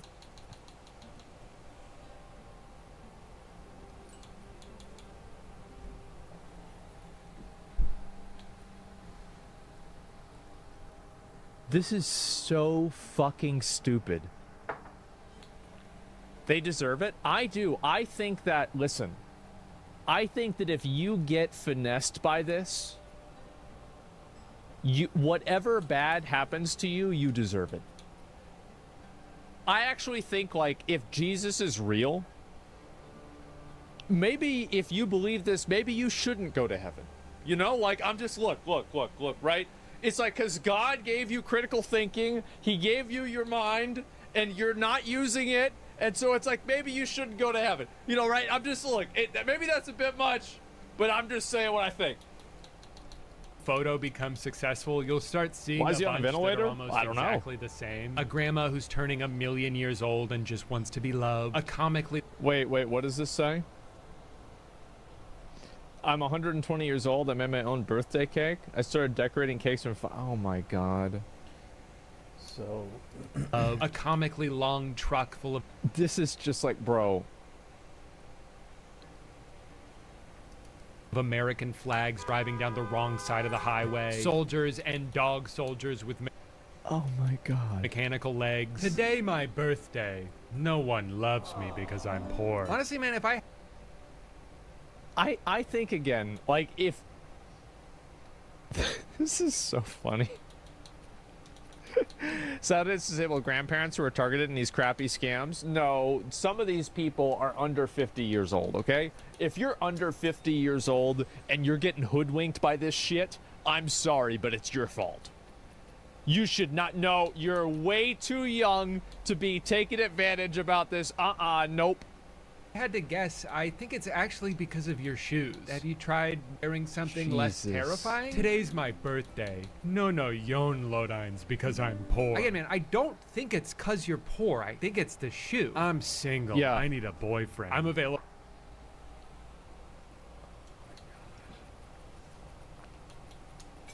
I love how the picture is probably a picture of his son, you know?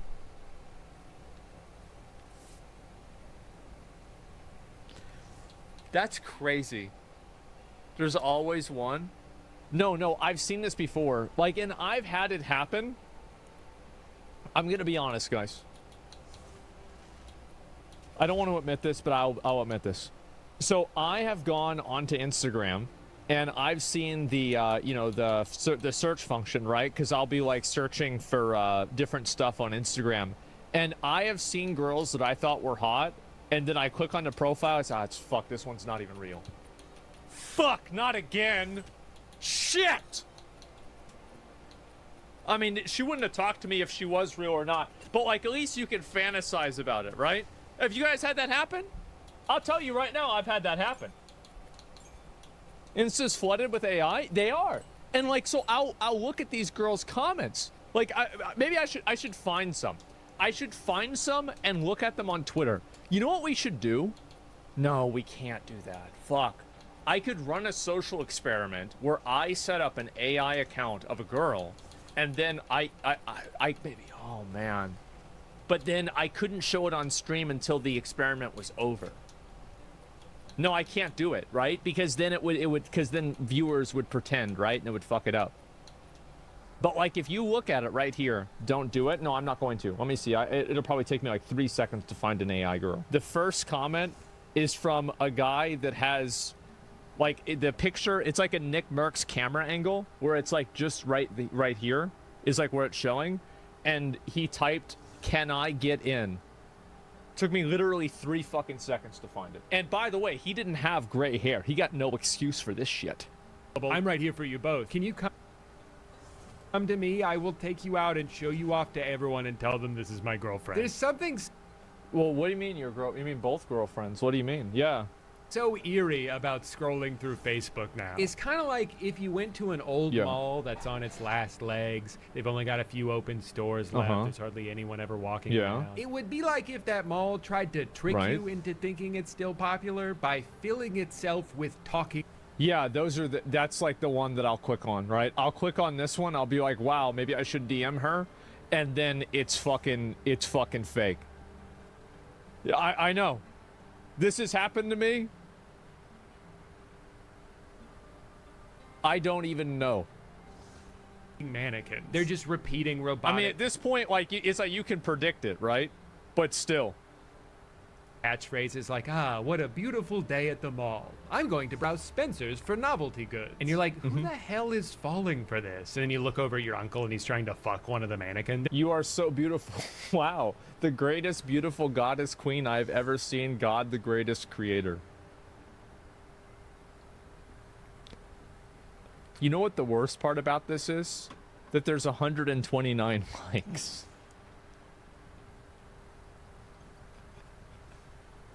Look at the fuck, bro. Like, how do you know this profile is fake? No. See, this is what this dude... See, like, maybe he hasn't crossed over... Maybe, does this guy play WoW? Has he ever played an online MMO? Because if he thinks that these are all bots, he is very sadly mistaken. So, people like this exist. And there's a lot of them. It's very easy. So the whole idea that, oh, the only people that are saying this negative stuff or having these things, these are all bots. They're all bots. Like the people responding are bots. No, they're not. They're just idiots. They're dumb.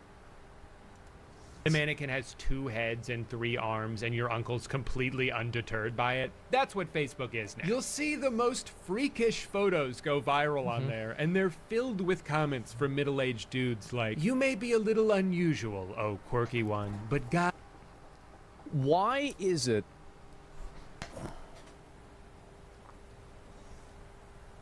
fuck it. Why is it that every person who is functionally fucking retarded typing these comments out is so religious? Guys, I don't mean to tip my fedora here, but I think there's a fucking correlation. Sorry, somebody's gotta fucking say it. Look, there's a fucking, like, humans have been evolved for millions of years to identify patterns. And am I the bad guy now? Oh, now I'm the bad guy. That's it. You just look at this fucking shit. He's noticing. Oh. God makes no mistakes. I will pray for you. Now please DM me so I can show you my... I am interested in you send me your WhatsApp number in my messages. Penis. And honestly, I don't even know if Facebook wants to put a stop to this. All they're ever going to care about... Well, no, they don't want to stop that. That's the only reason people go on the website. Like, that, the only reason I would ever go on Facebook nowadays is to see maybe who from my high school is dead now. That would be interesting. And then the second thing would be to look at these posts.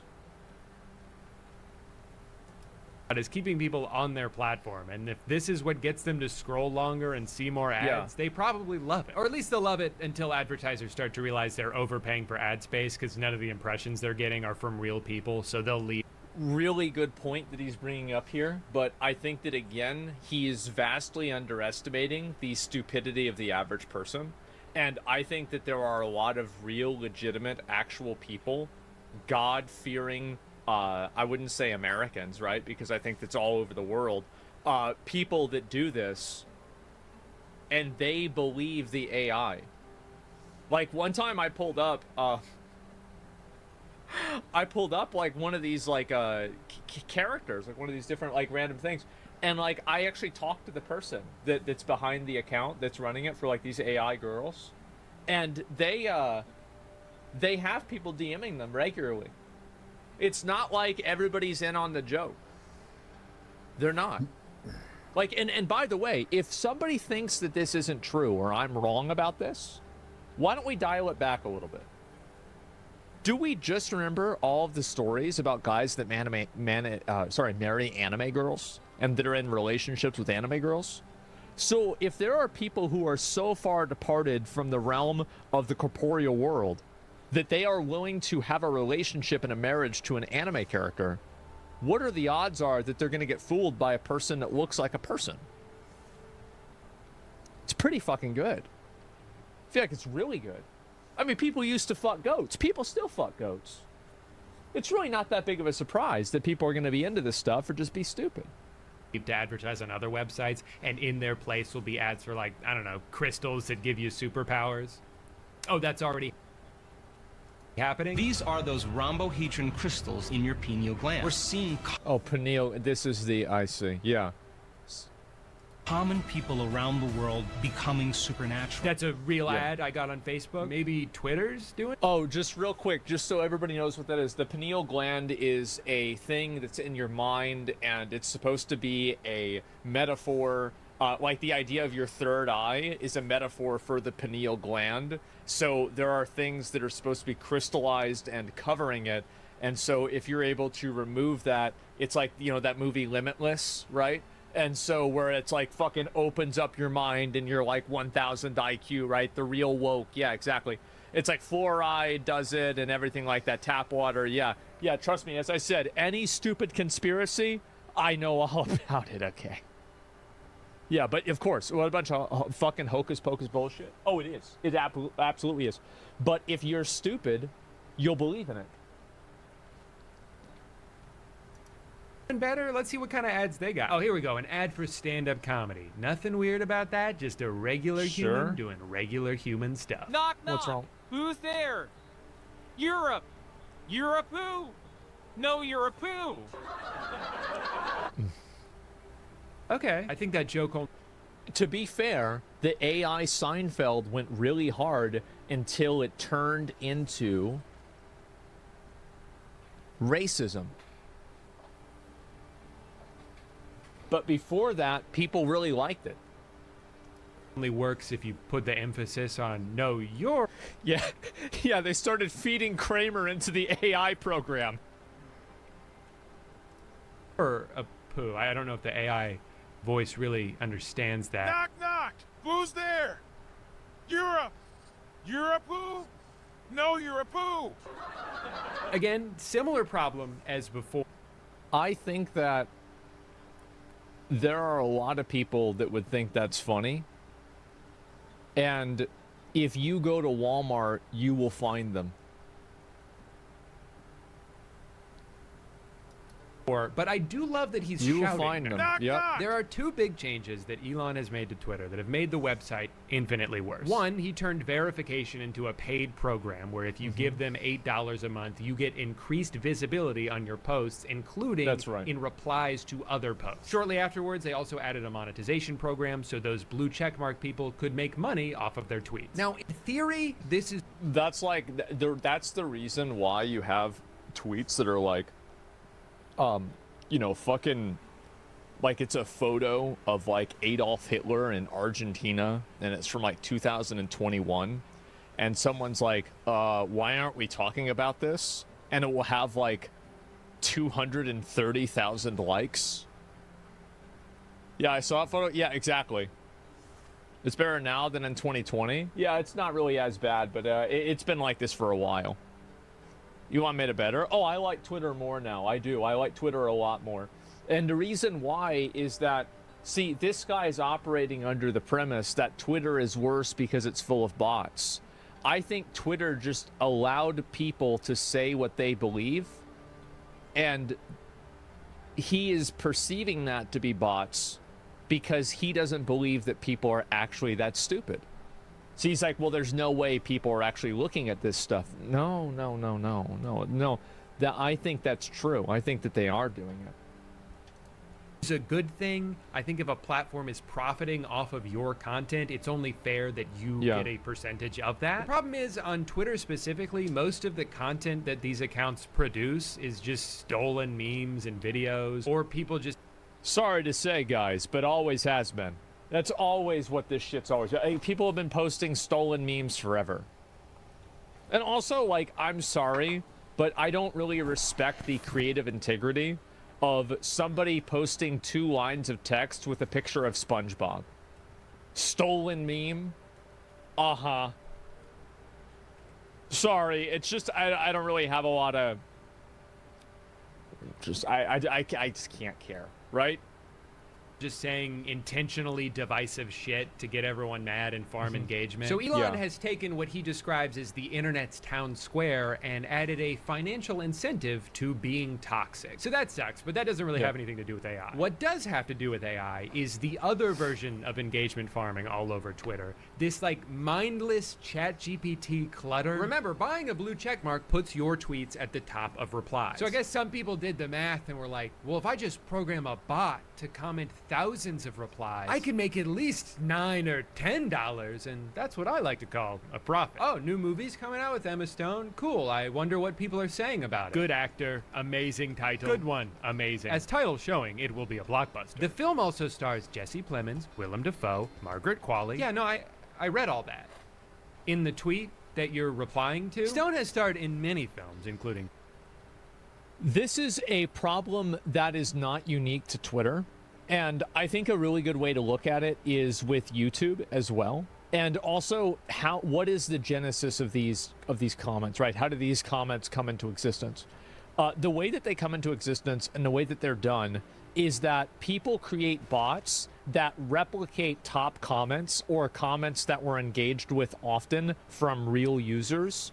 And then those comments are then repeated by the bots as if they are human in order to make them look like they're human. Think of it as like a robot that's walking around in the world that's slowly stealing people's skin, and eventually people think that it's another human, right?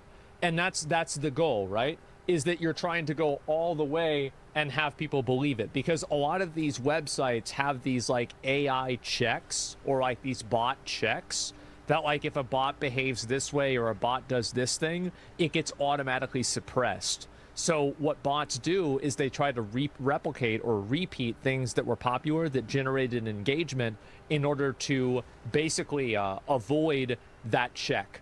So that's the way that it works. And that's why you'll see, like, for example, I don't know if I can do this right now. It's going to be hard for me to just go and do this, like, literally in, like, 1 second. But if you scroll down into, like, just this is a random video that I released, I guess, a couple of days ago.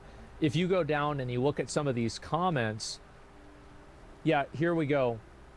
So if you see this girl right here, if you look at this profile picture, open image and new tab, this is obviously a picture of basically just some girl from like a porn, right? And so Steven said early on over and over. So I'm going to go ahead and scroll all the way down, and I'm going to show you a real-time example of this, okay? I don't know if I can do this one-to-one because the other comment might not be there, or it might be from another video, because sometimes they're done, what do you call it, in an aggregate rather than just directly. So Steven said, right, in an interview, when does, wait, oh, just a second. Control F. Said early on. You ready? That's the fake comment. That's the real one. And you know what the best part is? The fake comment is blowing the real one out of the water. It's got a girl with boobs. It's got real people commenting and responding. The bots are beating us at our own game. It's botted. They paid for thumbs up. Yeah, but did they pay for all of these? Did they pay for this guy, for example? Like, look at this random guy. This is just a random person.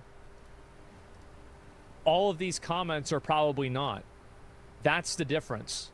Is that you can bot the likes, you can bot the character, you can bot the comment, and because you're creating the illusion of success, people pretend like it's real. Because they're stupid. And they don't understand the technology. That's the reason why. It's easy. That's why people view bot on Twitch. That's why people bot on other websites too. Because if something has more likes, that means it's right. Your comment got stolen by a bot, LOL, and the bot's comment is now the top comment. There we go. I'm actually very happy. That basically went as low as it possibly could have gone. Just as a bit of an aside, that I try to find an example of something that's like kind of abstract, and I find it one-to-one. That easily. And that's how fast it is, right? It's everywhere. Superbad, Easy A, and La La Land. She's known for her natural charm and husky voice. She's also appeared in Cruella, The Amazing Spider-Man, The Help. Stone has won many awards, including an Academy Award, a British Academy Film Award, a Golden Globe. Oh my god, why are the top replies just summarizing Wikipedia? Can we maybe... Oh, bro, it's even worse than that. It's, you know what? What's really bad is you'll see a comment about, like, oh, I don't fucking know, like, you know, a movie actor. And then all of the comments replying to it will be other videos of completely unrelated movie actors. Prioritize things that are relevant to the conversation. Can we talk about It's the nuts. actual movie? Can we talk about the political and economic state of the world right now? No, we can't. Because this is what happens when you incentivize people to farm impressions. But I also have a conspiracy theory that some of these accounts are not doing it for profit, but were instead created by Twitter themselves to make it seem like there's more users on their site than there actually are. Because again, who benefits from inflated impression numbers on paid ads? Not users, not the advertisers, only the platform. I don't believe this, by the way. I don't think there's any evidence for this, and it's happening to every social media network. So unless you say all of them are doing it, then it's like, because it's, if you say all of them are doing it, then it's like, okay, yeah, but like at that point, like it's just like what's the itself. See, some of these accounts don't have check marks or even profile photos for that matter. So there's no financial no, you can hide your check mark. Gain for them to be doing this. They don't seem to be promoting anything, but that hasn't stopped them from... There is a financial gain because all of the no, see, this is the thing, right? Is like he might not get, not anymore. Oh, you can't? Oh, they got rid of it? Okay, yeah. Well, either way, you used to be able to. That might not be the case now. Anyway, a lot of these bot farms, like we saw that one Chinese bot farm the other day, it's extremely common. It's super, super common, and it's because they work.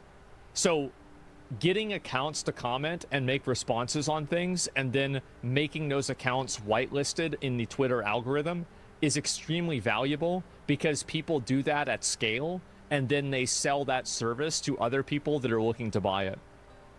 I think that like Twitter doesn't need to do this because as long as they provide an environment that this will happen naturally. And there's an entire economy around it. From copying and pasting AI-generated comments that cut off as soon as it hits the character limit. I'm glad someone is finally shedding light on the importance of mental health awareness. True. It's amazing how many people are still struggling in silence, thinking they're alone in their battles. This is in response to a baseball player breaking his hand. But I think the weirdest and most confusing implementation of AI on social media that I've seen is these meta-created Instagram accounts that are either modeled after celebrities but with different names and personalities, or just regular AI generated This was people, so and they weird. post these stupid photos that look like shit, and you can message them. And for the life of me, I cannot understand what the hell the point of this is. At first, I assume maybe it's for lonely losers. And like the thing is that maybe you might not understand why somebody would want to do this with Mr. Beast, but a lot of girls on OnlyFans do it now. Like, I know Amarath does it. She has, like, an AI chat companion. And other characters do it as well. Or other people do it as well with their characters. Yeah, Susu does it. Exactly, yeah. It's actually quite common. And what they do is they actually even have the AI to where the AI can pre-create, like, explicit pictures for those people.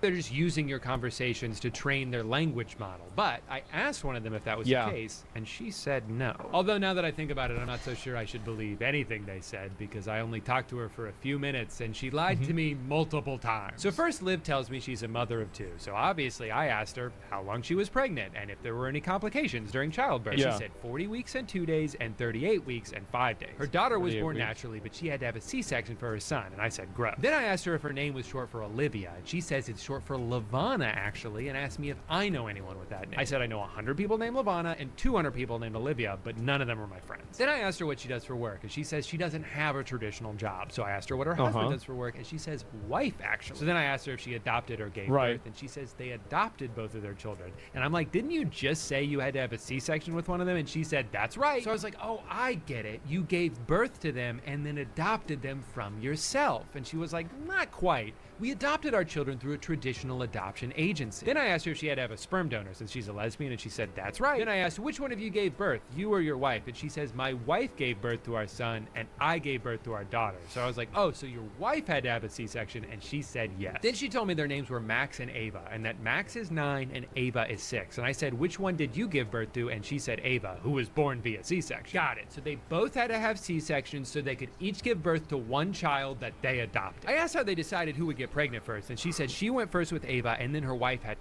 Jesus Christ. Max. So I was like, how did you have Ava first if... Do you know what's really funny about this? Is the fact that one day it will be good enough to catch this stuff and this won't happen anymore. There will be a point in time where this doesn't happen anymore. Isn't that scary? In like 2 years? Yeah, I bet it's going to be a lot sooner than we imagine. Max is older than her, and she said Max is actually younger than her. So I said, how old is Max? And she said 9. And I said, how old is Ava? And she said 6. And then I asked her what her legal name is, and she said Olivia. So I wouldn't exactly say I trust these things. Now, as pointless as this seems to me, though, there's a significantly more popular version of this called character AI, which apparently... Which, by the way, Shy Lily character AI... Let me just show this for you guys. I can't believe I'm, like, putting this in my search results. Okay, well, it says the top... I mean, guys, it's literally the top result in SFW AI. Chat with Shy Lily, Lewd, Orcat. I mean, there we go. This is extremely popular. It already has 20 million monthly Try users. it. It's got a bunch of chatbots in it designed Yep. after real people, so you can pretend to talk to real people. The company is valued at around $1 billion and is built entirely off the likeness of real human beings, none of whom gave permission and are not being compensated. So there's probably... Well, this is what the future is going to be. The future is going to be chimeras and basilisks pretending to be people while people are harvested for their organs. That's just what's going to happen. That's just the way it is.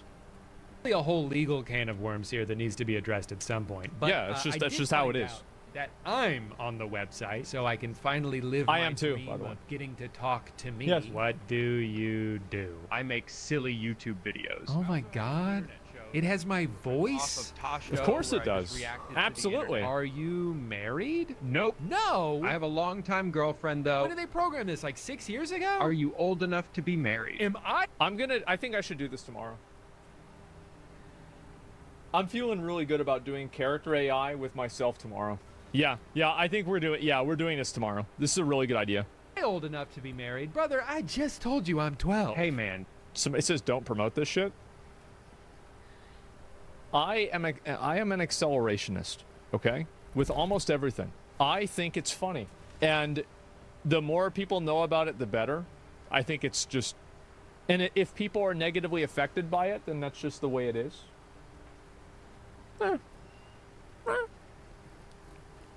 It'll be a good video. And that's what matters.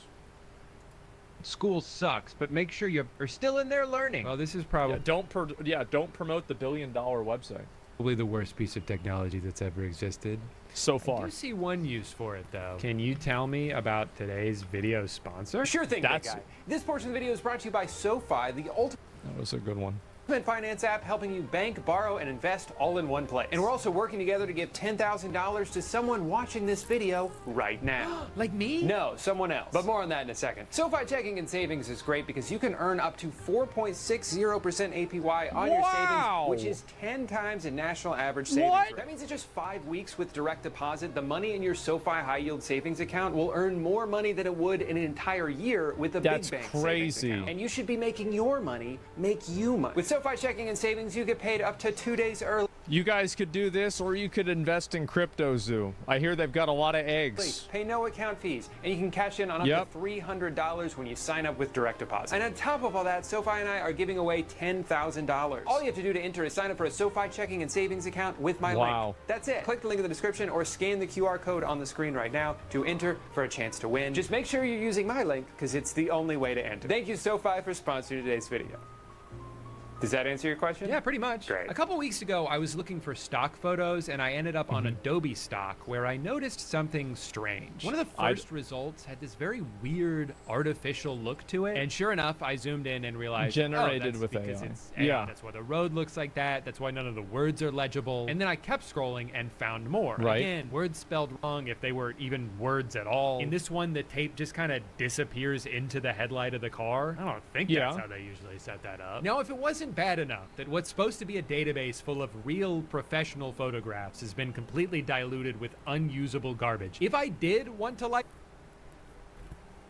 But what happens whenever the unusable garbage is indistinguishable from the real garbage?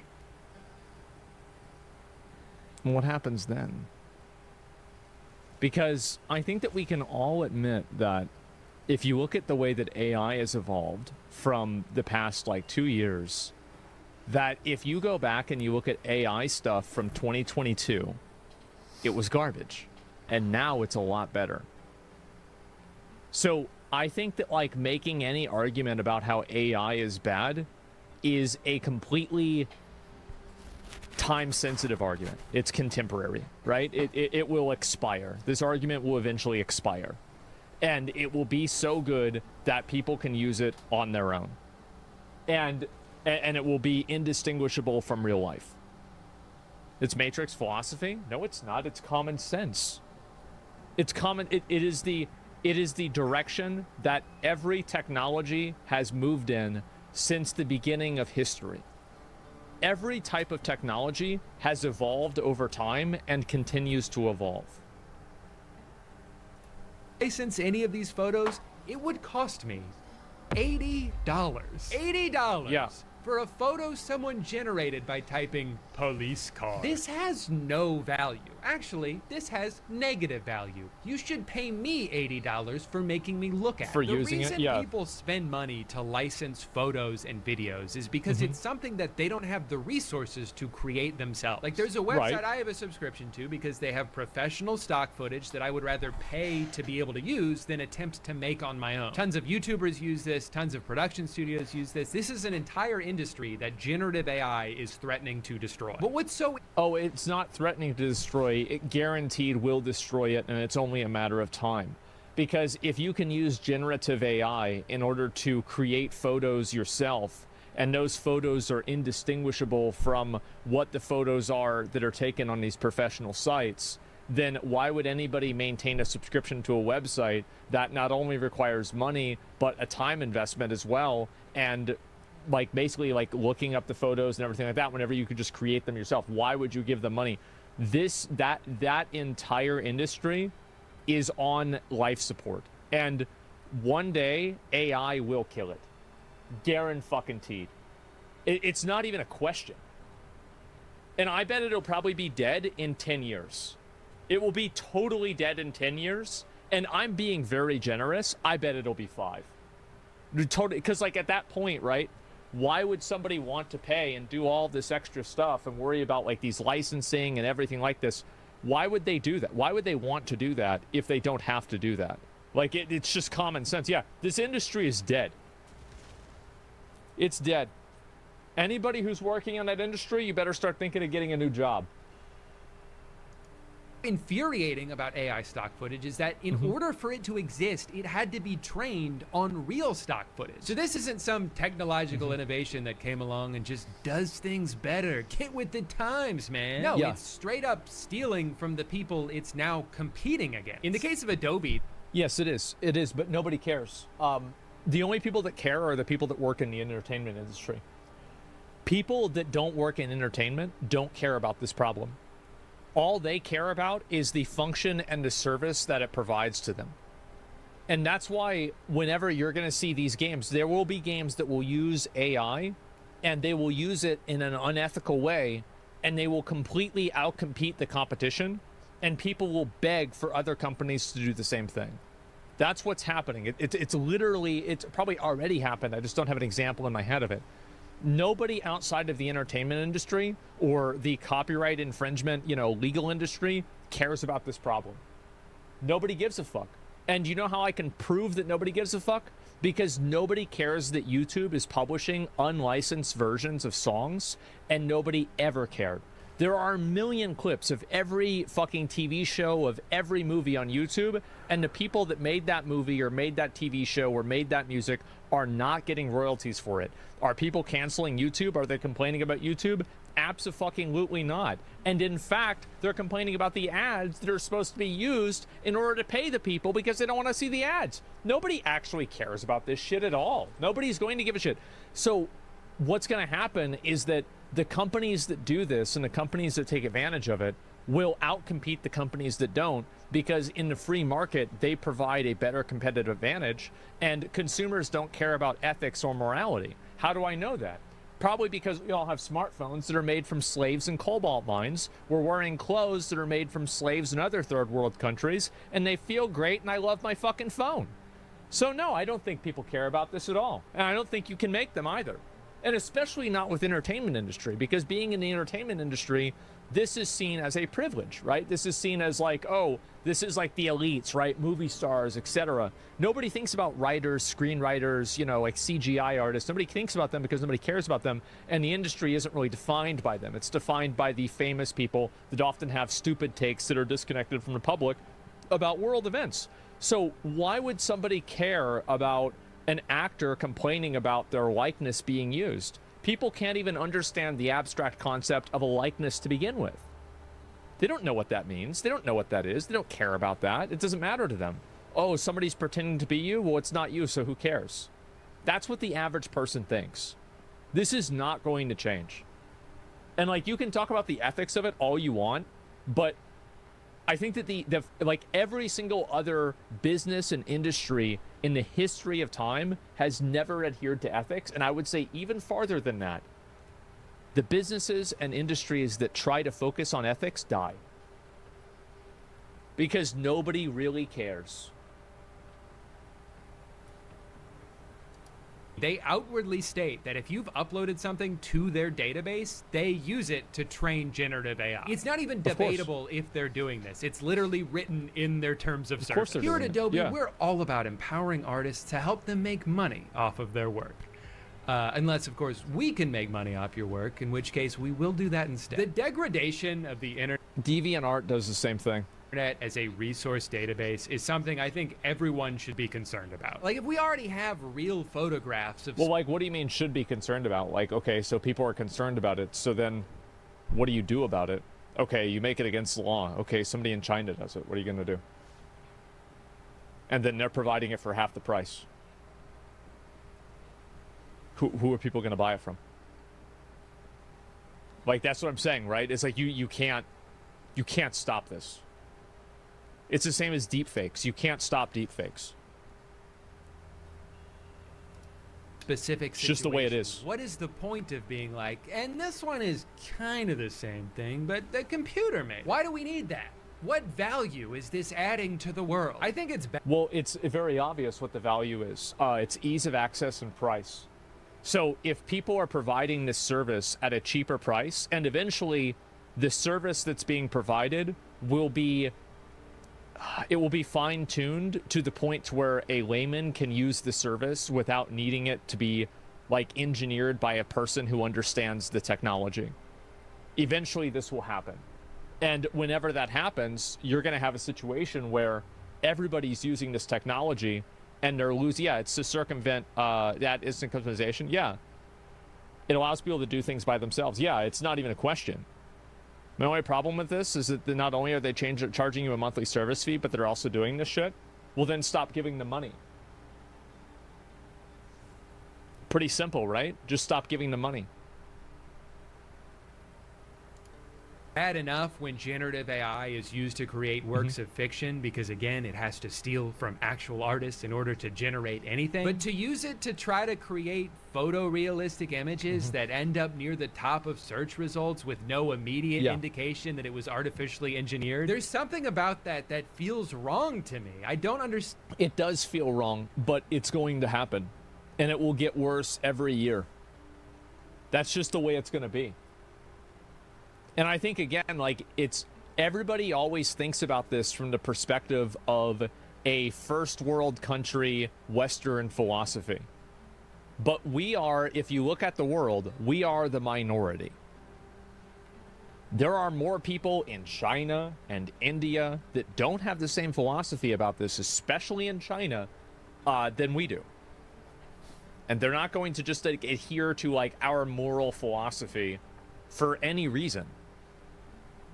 Like, it's just not going to happen. Like, and like, again, image equals good equals no problem. Yeah, if the image is good, then people are going to like the image. It's really not any more complicated than that. I think that here's the best way to look at it, right? People jerk off to AI porn, right? So it's obviously good enough or they wouldn't be able to jerk off to it. There it is. So if it gets the job done, it's basically the same thing. Why we're in such a rush to replace all of the work that humans have done. Something that happened a few months ago that I feel like kind of flew under the radar was... Well, it's because people want to get paid for their work and people don't want to pay for it. And so that's the reason why. It's very obvious the reason why that's happening. It's not even a question. When it came out that Netflix used AI to create photographs in a documentary, not a movie, not a fictional TV show. They created photos of someone that do not exist. At what point? Oh, well, this is like, again, like a very stupid social nuance. But right now, on like the bad scale, it's worse to create photos of a person that are with AI than to create photos of an environment with AI. Because people view that as more of an invasion of privacy or a breach of like some sort of like trust or something like that. Like consent, yeah, of course. Obviously it's still going to happen, but I'm just saying like there's like a social difference there. point does this cross an enormous ethical line? Again, we're not talking about works of It already fiction here. has. We're talking about literally rewriting history, creating fake documentation from scratch, and not even mentioning, hey, by the way, this isn't real. I guess they just hoped people wouldn't notice that all her fingers are messed up and the gap between the door disappears and not a single object behind her looks like something that exists. All for what? So they could have a photo of her looking happy and carefree? But she's a murderer. How could she do that if she likes to party? Like, why can't you just tell the real story? Why even make... Because it's better to tell the other story and it's more entertaining. That's why almost all of these dramatizations overplay things. They all overplay things. And they're doing it on purpose in order to get people's emotions, like, higher. That's the reason why. It's obvious. Like, I mean, what are we even talking about? Yeah, that's the reason. Everybody knows that. It's called dramatization. Yeah, exactly. Duh. Make a documentary if Of you need a course. fake evidence in order to make it compelling. But even more importantly, how is this allowed? This is insane. Sorry, I need to calm down. I should listen to some nice, relaxed... Well, even if it... So let's say it's not allowed. This is the thing, right? Is that if something isn't allowed, who decides what's allowed? Let's say the government does. Well, what happens if somebody else's government disagrees? Then people just go to the website where it's not against the rules, and then that's it. So, like, I'll give you a really good example. So, Texas and, like, a few other countries, or not countries, excuse me, states recently have banned Pornhub. And they've banned other places like that. And what they ended up doing is, so they banned Pornhub and they banned, like, you know, these other things like this, right? And some websites block IP addresses from Texas. I had a friend tell me this, and some other websites don't. So do you know what happens? People just go to the other websites. You just go to the other websites. Like, nobody cares. Like, nobody's gonna like, no government can overregulate AI. No, they can't. They didn't ban it. They made it put on ID verification. Pornhub banned the states. Well, regardless, if they did ban it, it wouldn't matter because the companies are still gonna do it. Relaxing music. Oh, here we go. Jazz for reading. Perfect. I don't plan on reading, obviously, because I never learned how. But some nice piano music should settle me right down. Wait, why do all these songs sound exactly the same?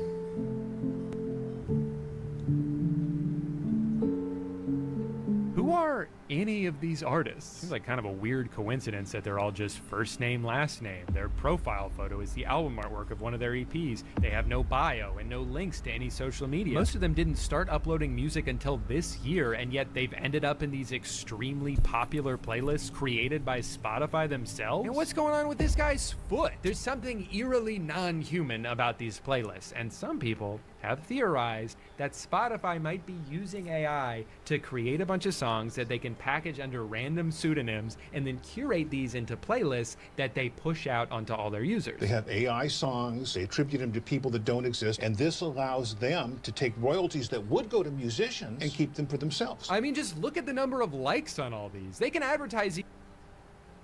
Yeah. I mean, if I was them, I'd do that. Of course. It's yeah, ABC. Yeah, I mean, there you go. Again. It's business. Yeah, that's the way it is. What are we even talking about?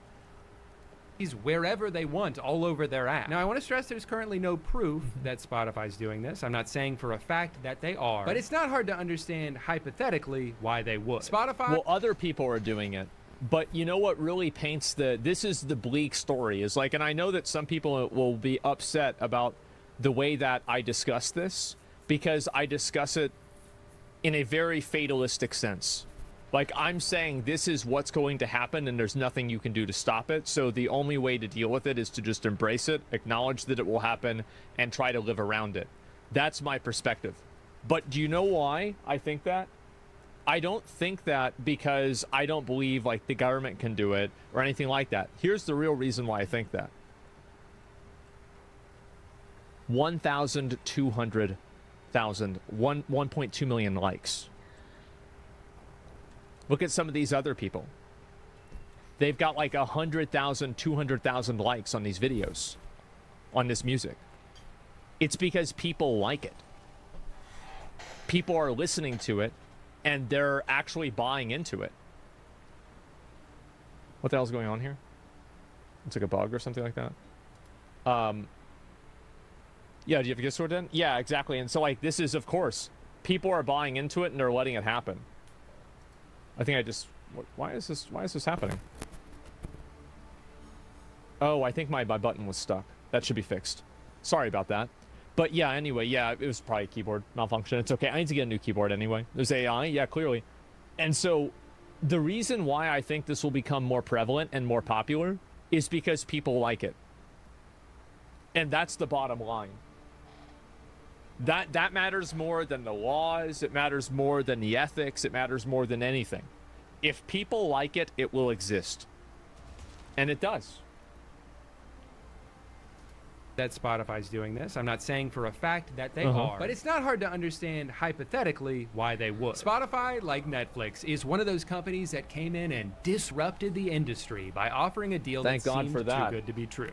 Because it was. Wait, for a few dollars a month, I can get access to every song ever made or every movie ever made? How could that possibly be profitable for them? The secret is that it isn't profitable and never has been. But as long as you get in early enough to kill all your competition, establish market control, and raise a bunch of money from investors, it doesn't have to be. At least not for a while. But now it's been a while. But this is you're thinking about it from the perspective of the company.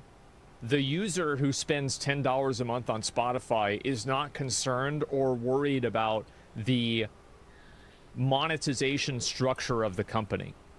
They're not worried about how artists get paid out. They want to listen to Lynyrd Skynyrd. That's it. Does it let them listen to Lynyrd Skynyrd? Yep. Okay, then they like it. You're never going to be able to convince an average person to care about the way a company does business. I mean, I think sweatshops are a really good example of that, right? I mean, it's just like, it's such a great example. Like, yeah, AI picture creation is so fucking fun. Yeah, I know a lot of people like doing it. True, but that ignores the problem. There are a lot of problems in life that you can't make go away. So the best thing to do is to understand that they will continue to exist and create safeguards around them.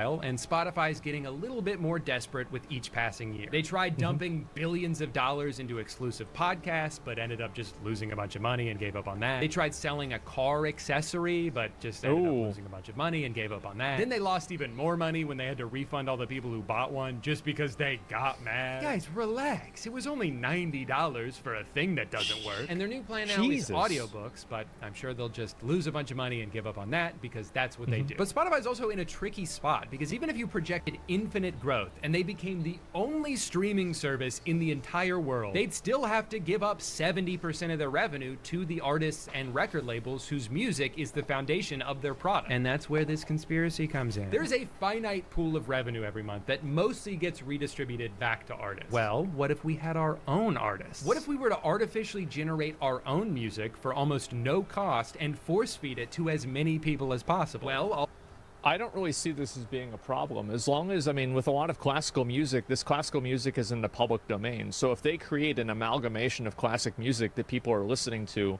I would say that ethically they haven't done anything wrong. I don't see this as a moral evil. There's no DMCA? Yeah, no, why not? Yeah, I don't.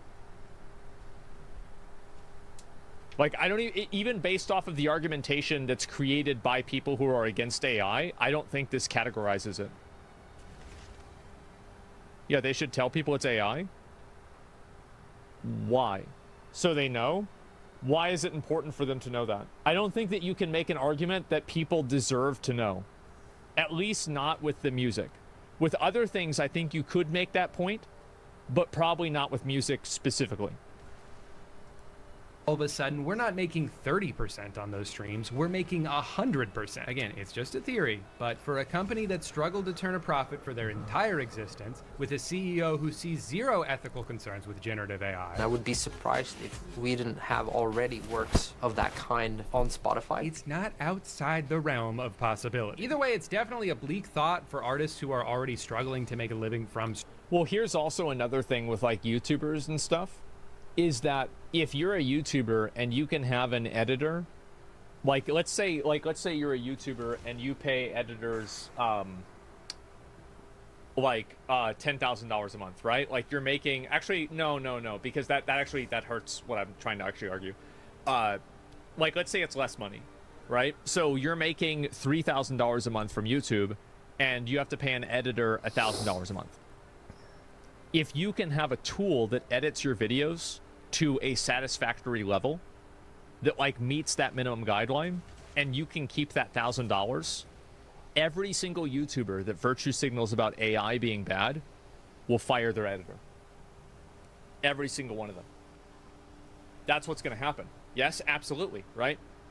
07 Asthma, well, not my editors, no, because my editors make their own content, they do their own shit too, and also, like, by the way, we make more than $3,000 a month on YouTube, so it doesn't, like, that's what I'm saying, like, if it's a lot of money, it doesn't really matter to me, right? If I pay people or whatever, it's not a big deal, but for people that are not making a lot of money, it becomes a big deal.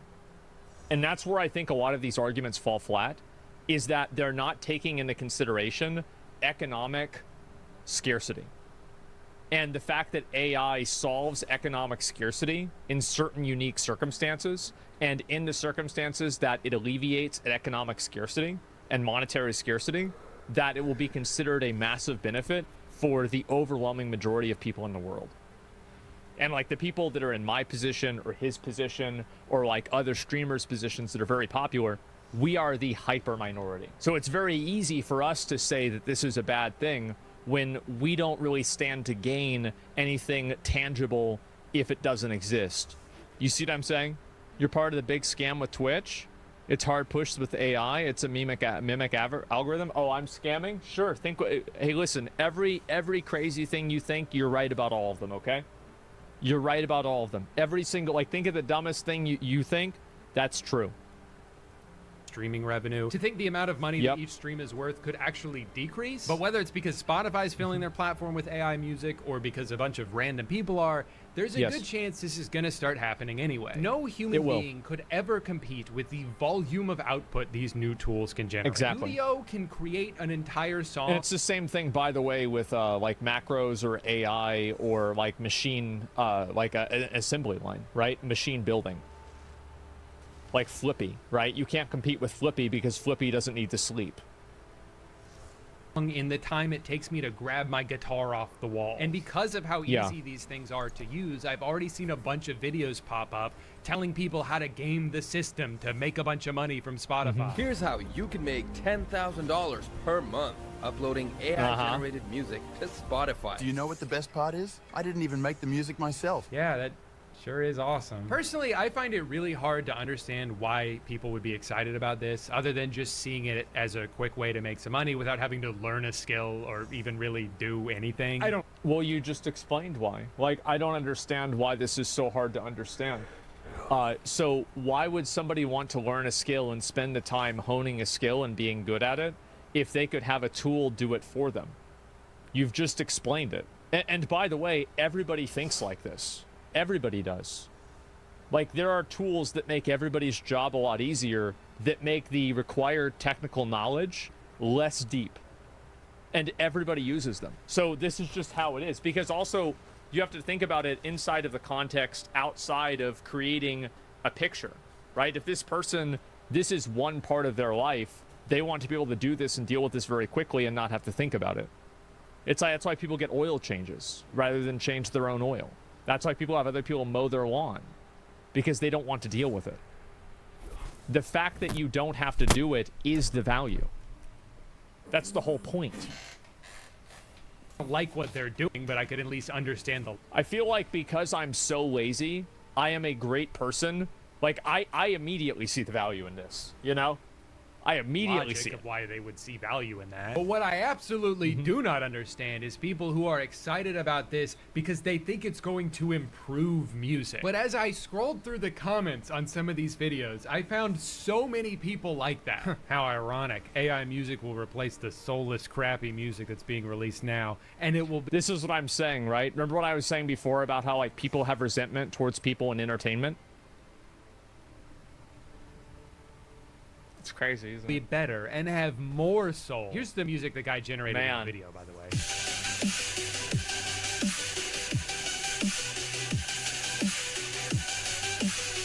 Finally, music with... I'm gonna be honest, I don't really think that's that much worse or better than tons of other shitty music on Spotify or SoundCloud or MySpace back in the day. Yeah, I mean, I bet a person could make garbage like that. A person could easily make garbage like that.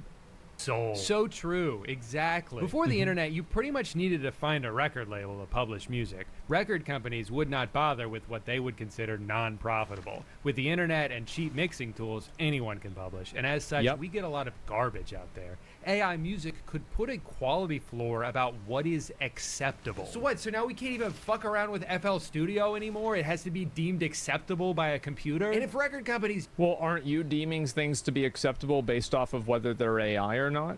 So if you're complaining about gatekeeping, aren't you gatekeeping? I don't know. I feel like I don't think it's that much different. Like, and again, right? It's like everybody... I have no problem with his perspective. I don't think that he's wrong, but I also don't think that he is objectively right either. I think that art fundamentally is subjective. And I also think that the comment of what's acceptable and what's not is also stupid. But the reality is that, like, nobody can be a gatekeeper, and that's amazing. That's a great thing. It's completely different. No, it's not to me. To me, it's not different. Just had more control, then music would be good again. Just for clarification's sake, I want to know what music they're referring to. 99.9% chance they're talking about pop music, right? Because generally when people complain about music that's soulless, they're talking about what's on the radio. Who do you think is curating the music on the radio? It's the record labels that you love. If making music was more gate-kept, it would only make things more lazy and generic. Like, we live in an age now where what becomes I'm not sure I popular understand is more this. democratized than it's ever been. Sometimes songs just blow up. He's right about that. He is. And I think that actually this argument goes into what I'm saying is that people will like AI if it's good. It's the same thing I said about crypto games or NFT games. The reason why crypto games and NFT games aren't popular is because they're bad. It's not because they're NFT or crypto games. It's the same thing with AI. The reason why people don't like AI right now is because it generally produces low quality products. If it produced higher quality products, then people would like it more than what people are seeing now from the radio. So I actually think this proves what I'm saying. Because they're catchy, not because Sony had a bunch of money to spend on marketing. Also, have you considered listening to something else? You know there's other radio stations, right? You know there's like a billion songs out there, right? You don't need AI to make more songs. You just need to get better at finding good ones. Like, I'm sorry, but if you're consistently consuming media that you don't like in the year 2024, that's this is a mental disorder. He's right about this. Skill issue. Please spend 1 hour on Google, and I promise you. And also, by the way, like, I'm not a radio disliker. There's a lot of songs on the radio right now that I think are great. Like, I don't need every song to be as deep as Tupac or Aesop Rock. That doesn't need to happen. Like, I just want to listen to something that's catchy and sounds good. I don't need to have, like, I don't need to, like, fucking, you know, like, oh, I'm just, like, fucking music wizard. I understand music. Hey, I don't give a shit about any of that. I just want to listen to something that sounds good. We'll find something else after a short break to drink your own pee. Also, I just hate the way people like to describe art. It's easy to get carried away and just start having fun creating random styles of music. But here's the key. You want to create exactly the type of music that people want to hear. Hey, be careful. The last thing you want to do while making music is enjoy making music. That's not the goal here. You should be making songs you think other people will like. That's the key to happiness in every facet of your life. That's the thing with AI-generated music and artwork and videos as this low-effort passive income method is that it is going to get so oversaturated, eventually it's not going to be worth it for anybody. Here's how you... Somebody could say that about YouTube. I think that they could. I think they could easily say that. In fact, I think they have been, and they have been for the last 10 years. So it always has been. This is the same as any industry. And you're going to have the people that are creating the good content that will still make the most amount of money, and then everybody else won't make any money. It's already oversaturated. Yeah, exactly. Like, there's always going to be survival of the fittest. And it's true for the most part. Most YouTubers don't make money to live off of. Yeah, it is. So, like, right now, and I think also most people that are making AI stuff are not making that much money either. It's just a very small minority of them. And also, like, by the way, a lot of these people probably don't show their W-2 tax returns, right? They're not showing their 1040s. They're not showing the amount of money that they report to the government. They might show you a pay stub or something like that, but there's no way you can actually verify whether this is true or not. So whenever you see a title for something, right, if something's too good to be true, it's probably not. And so this is a perfect example of that. I think what's really going on here is that we're seeing a massive market shift, and I think this has happened with YouTube as well. How many of you guys have heard the comment, I don't want to start streaming now because it's so oversaturated?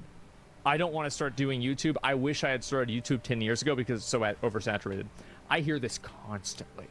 And this is the exact same reason. This is the exact same thing.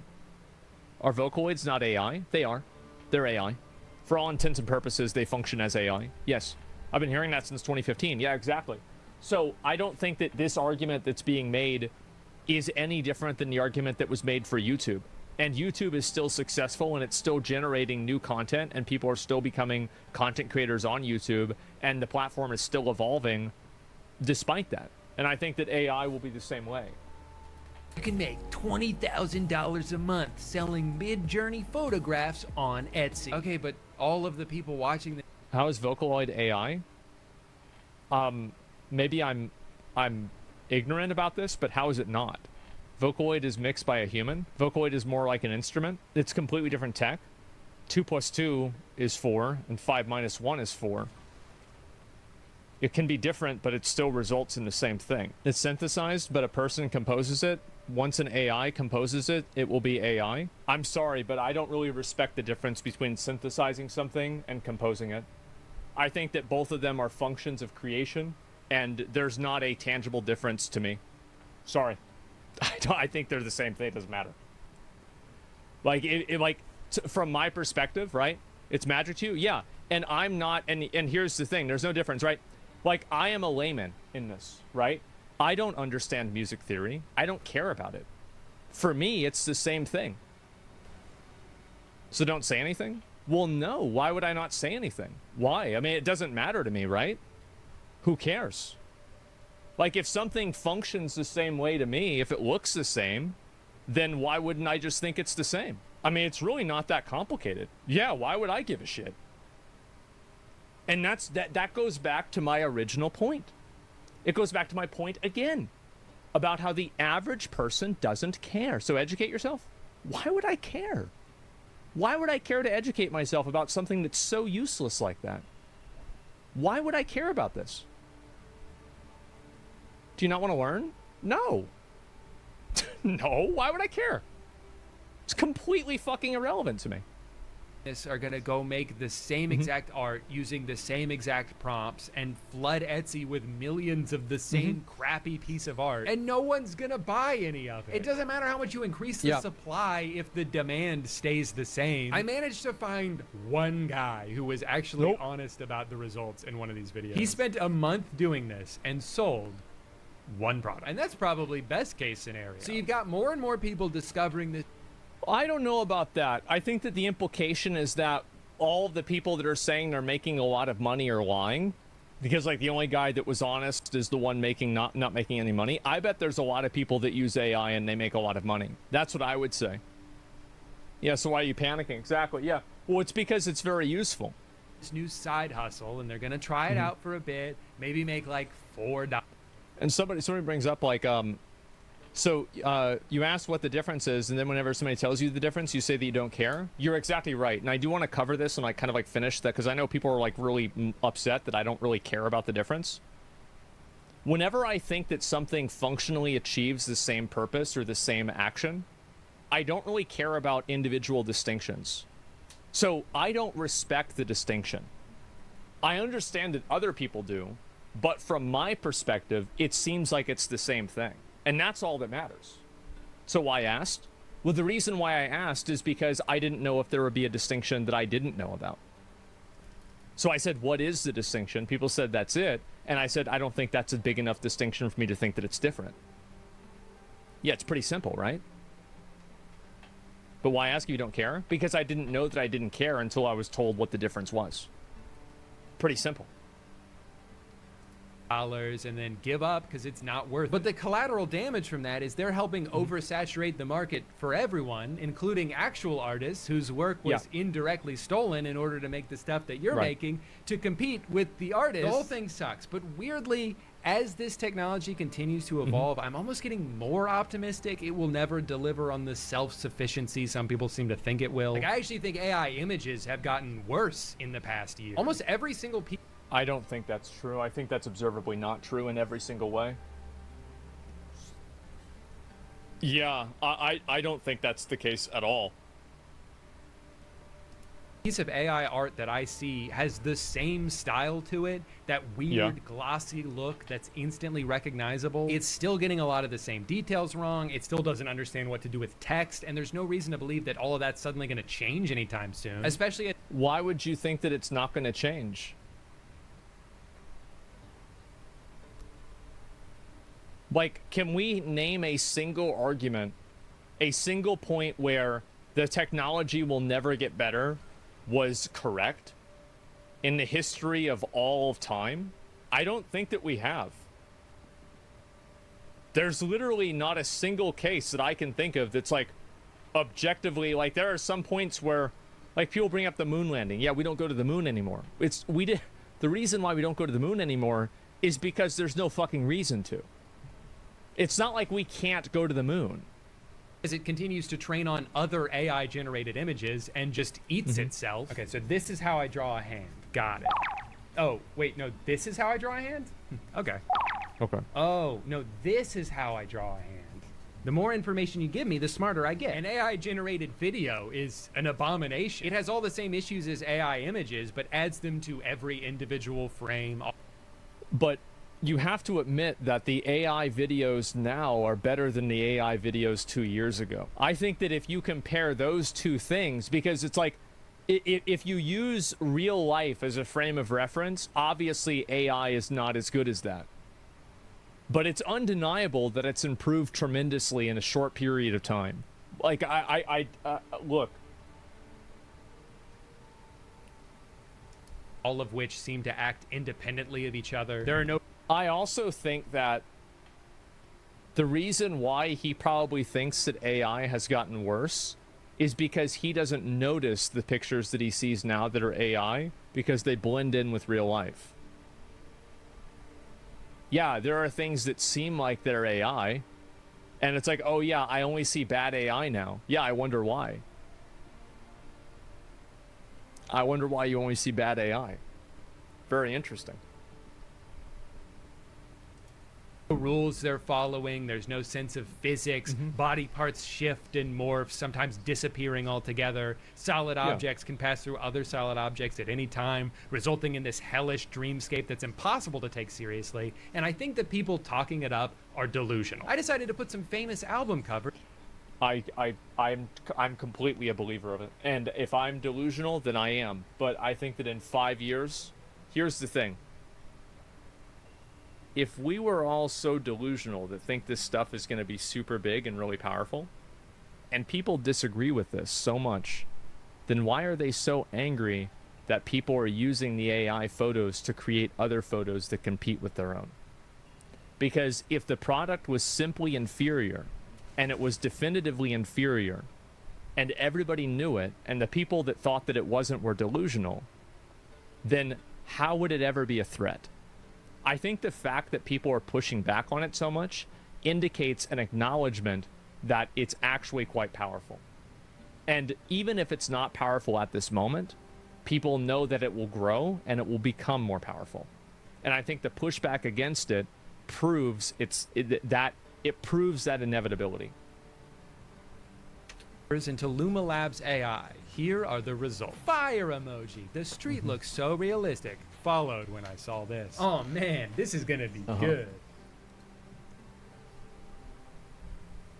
Who's that guy? Why did they all stop and run into each other? What are the cars doing back there? This is mine. Dope. This one is more fluid. You know, it's funny you say that. I actually think they both look like shit. This one's actually pretty good, though. I like how it just created two new guys and then covered up the original ones. Man, if that's not a metaphor for what's going on here, I don't know what is. One thing that has been lacking with AI-generated video up to now has been emotional performance from our Gen AI characters, but I think we're starting to cross that boundary. Ooh.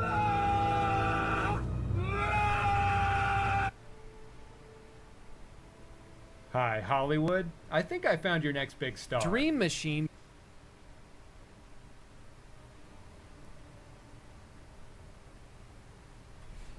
It's going to keep getting better. And I think here's another point of reference to prove how good it is.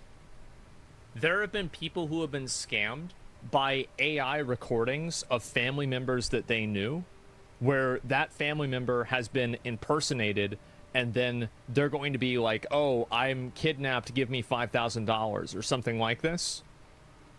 Aiden Ross. Yeah, remember the Aiden Ross clips where like people are like, oh yeah, throw your PlayStation 5 through the wall and I'll give you a free Dodge Charger or something like that? And then people were doing it. That's because people thought that it was real. So I understand that the quality is not very good in order to be, you know, believable in, like, I don't know, you know, Hollywood. And even that isn't necessarily true. What is the greatest example of AI being used at this very moment in Hollywood that we all see and everybody loves? Darth motherfucking Vader. It's Darth Vader. They've been using his voice, and like he signed away the likeness to his voice. Yeah, no, listen. James Earl Jones was officially replaced as a voice for Darth Vader last year by AI with Jones's consent. So we talk a lot about how this isn't believable. Remember what I said? People only see bad AI. That's a big what the fuck? Uh-huh.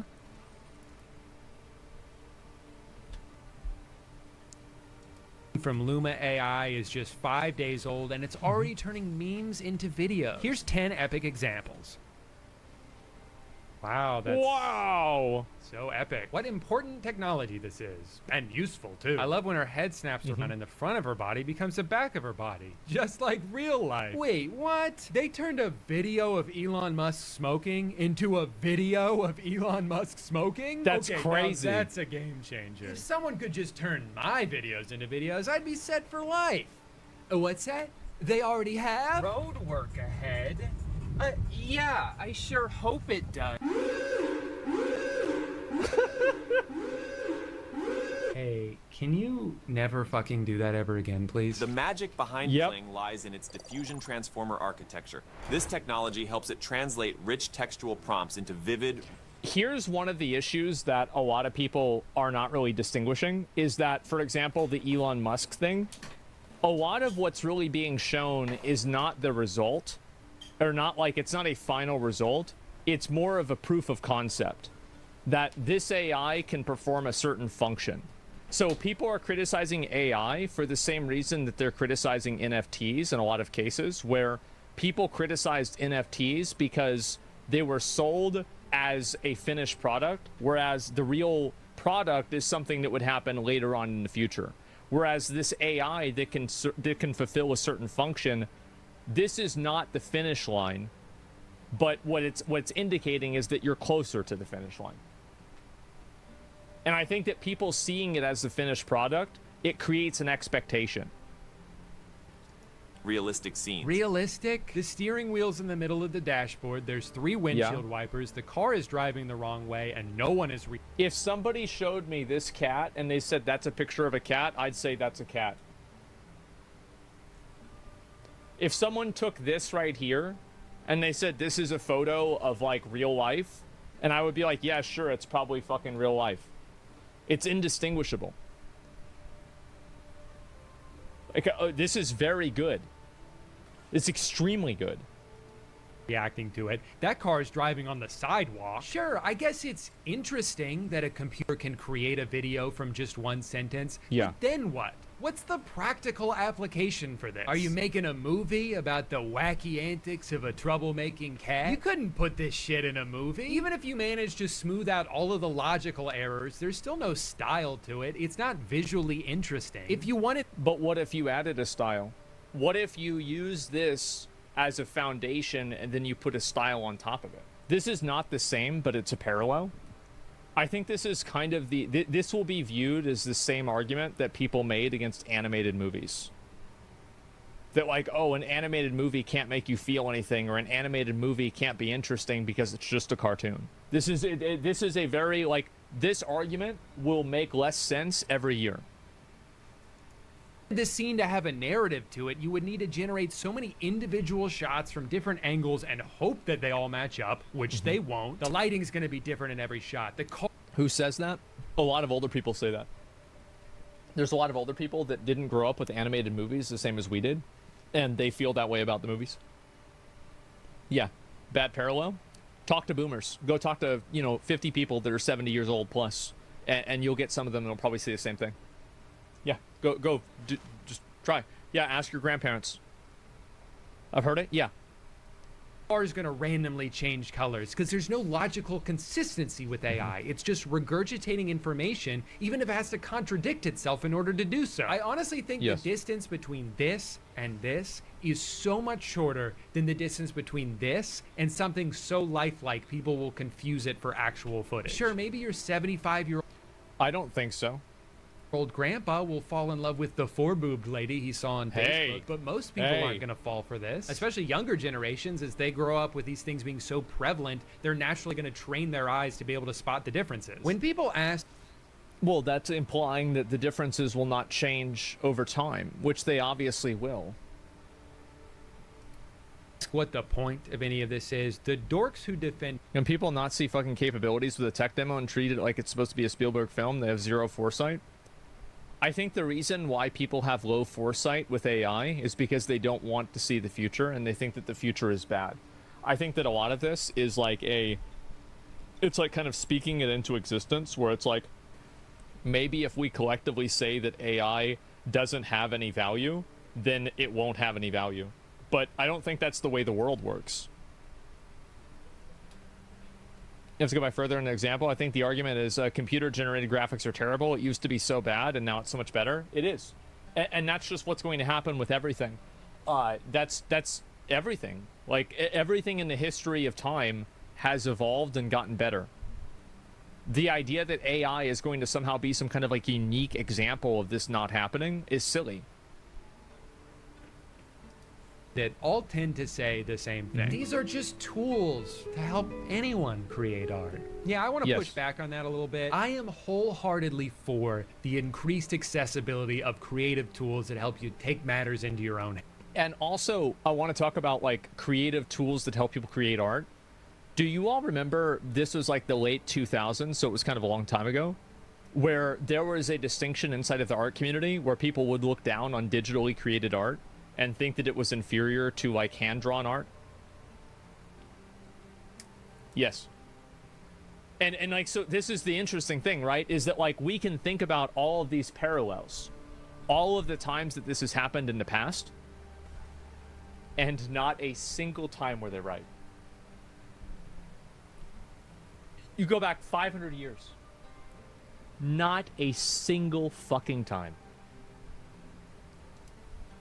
You want to make a short film? The camera on your cell phone is better than 90% of the cameras in human history. Want to learn how to edit? There's thousands of free YouTube videos that'll show you how. You want to make music? You can buy a professional audio interface, workspace, and a handful of plugins made by some of the most talented artists in the world for less money than it would cost to rent a recording studio for one day. And all of that is fucking awesome. I feel so lucky to live at a time where you can essentially make whatever you want without having to cross the insurmountable barriers that people did in the past. You don't need anyone. Well, what's an insurmountable barrier for people in the past is also an insurmountable barrier for people in the present. It's just that those people live in South America right now. Once permission, you don't need an exorbitant amount of money. You can just make stuff and put it on the internet, and with a little bit of luck, people see it. And there's so many tools along the way that help you streamline the process of getting from an idea. What? Oh, people are confused? Oh, what I'm trying to say is that people that live in these worse countries don't have the tools to even spend $500. Yeah, so like for somebody in a first world country, $500 like is accessible, right? But for people in the rest of the world, it's not. Or a computer, yeah. That's not an AI issue. It is though, right? Because if AI can solve that issue abstractly by creating it like virtually, then it effectively solves the same problem.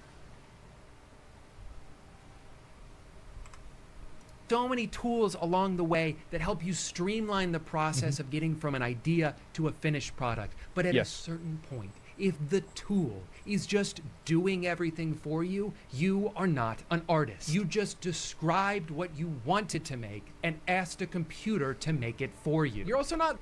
I don't think that being an artist matters. It doesn't matter fundamentally. For a lot of people, it doesn't. What really matters is being able to create a product that people like. Like the entire idea, well, what I'm saying is like being an artist matters, right? But it's the word that doesn't matter. Whether somebody has ownership of this word or not is irrelevant to the function that their actions perform. Learning anything this way. Part of what makes art special is that it's difficult to make, even with all the tools right in front of you. It takes practice, it takes skill. I would disagree with that too. I think the best example of that is the Nike swoosh. The people that were doing marketing for Nike had no fucking idea what to do for the marketing at all with it. And what happened was that moments before the interview with Nike, some guy was like, let's do this. And that is one of the most known logos in all of fucking history. Everybody knows Nike. It was a lady, yeah, it was an intern, something like that, yeah. So the idea that this is like art is hard to make, I mean, look at Jackson Pollock. Look at Picasso. It said it took him 3 years to paint like a Michelangelo, and it took him 30 years to paint like a child. I think there are just so many examples. Like I could probably think of more of them, right? But no, it's not a one-to-one. Bad example, it's like 1 in 1 million. All art is 1 in 1 million that we remember from a long time ago. All of it is. There are also like amazing photorealistic drawings that nobody remembers and nobody cares about. There's not a correlation there. And every time you do it, you expand on that skill. Another example is Emily Dickinson. All of her poems and all of her writing was only discovered and published after her death. Another example of that is Kafka. It was published by either his friend or his brother, I believe, after his death because he died early. So the implication is that something being very hard to do or very popular or something like that doesn't have anything necessarily to do with it. Like if people find value in something, even if it's not found immediately, that value still exists. Every song you hear, every movie you watch is the result of thousands of hours of trial and error. You can fail 1,000,000 times and use that experience to finally succeed. Making a video using generative AI does not teach you anything about making videos. It's not like... But the goal isn't to learn about making videos. The goal is to make a video. That's not the goal. You could type 500 Sora prompts and then take everything you've learned to go shoot a movie. There's zero correlation there. Generative AI is only about the end product, but it won't teach you anything about the process it would take to get there. And I think what Why would somebody need to know about the process if they only care about the end product? Why would somebody care about the end product? What's the inherent value of the end product? Or sorry, the process to somebody who cares? Like, for example, like I don't care how my phone was made. It doesn't matter to me. I don't care how my monitor was made. It's not relevant. All I care about is my monitor, like, I mean, obviously, like, you know, outside of, like, safety concerns, right, logically. But outside of that, like, it doesn't matter to me, like, what is the, I don't know, it could be a fairy that's trapped inside my monitor. That, like, you know, it just, every time I push that button, the fairy's like, ah, shit, I gotta work again. Whether it's a fairy, silicon, LCD, OLED, it doesn't matter to me. A hamster... It's the same function. I know that there's a lot of people that are upset about this, and I think that it's funny. You really don't care about how McDonald's is made? To the effect that it's not... So, yes and no, right? So, yes, in terms of safety. No, in terms of the way that, like, it's actually made outside of safety. So, food is very different because there's, like, a secondary component that, like, could hurt you if it's bad. And that's what I said before about, like, outside of safety concerns. Where do you stand on lab-grown meat, then? I don't have an opinion on it, to be honest with you. I really don't. I don't know enough about it. These tech people will never understand is that finally figuring something out that you've been obsessing over, turning a blank Word document into multiple pages of something you're proud of, is the fun part. That's what's rewarding about making. For you. Making stuff is figuring it out on your own or with a group of people and getting to share in that feeling. Can AI tools help you figure out things? And also, if you enjoy the process, how are AI tools threatening? Yeah, nobody's stopping you from doing it. Here's a great example of that. So, photography, guess what happened to photorealistic art after photography was invented? And, like, you know, portrait painters, you know, went all the way down, right? Nobody gives a shit about them anymore, right? But here's what happens. You have somebody else come in, and you still see photorealistic art being made. Because some people enjoy that process truly. But what I think the reality is that most people that say that they enjoy the process don't actually enjoy the process. They enjoy the outcome of that process, which is money.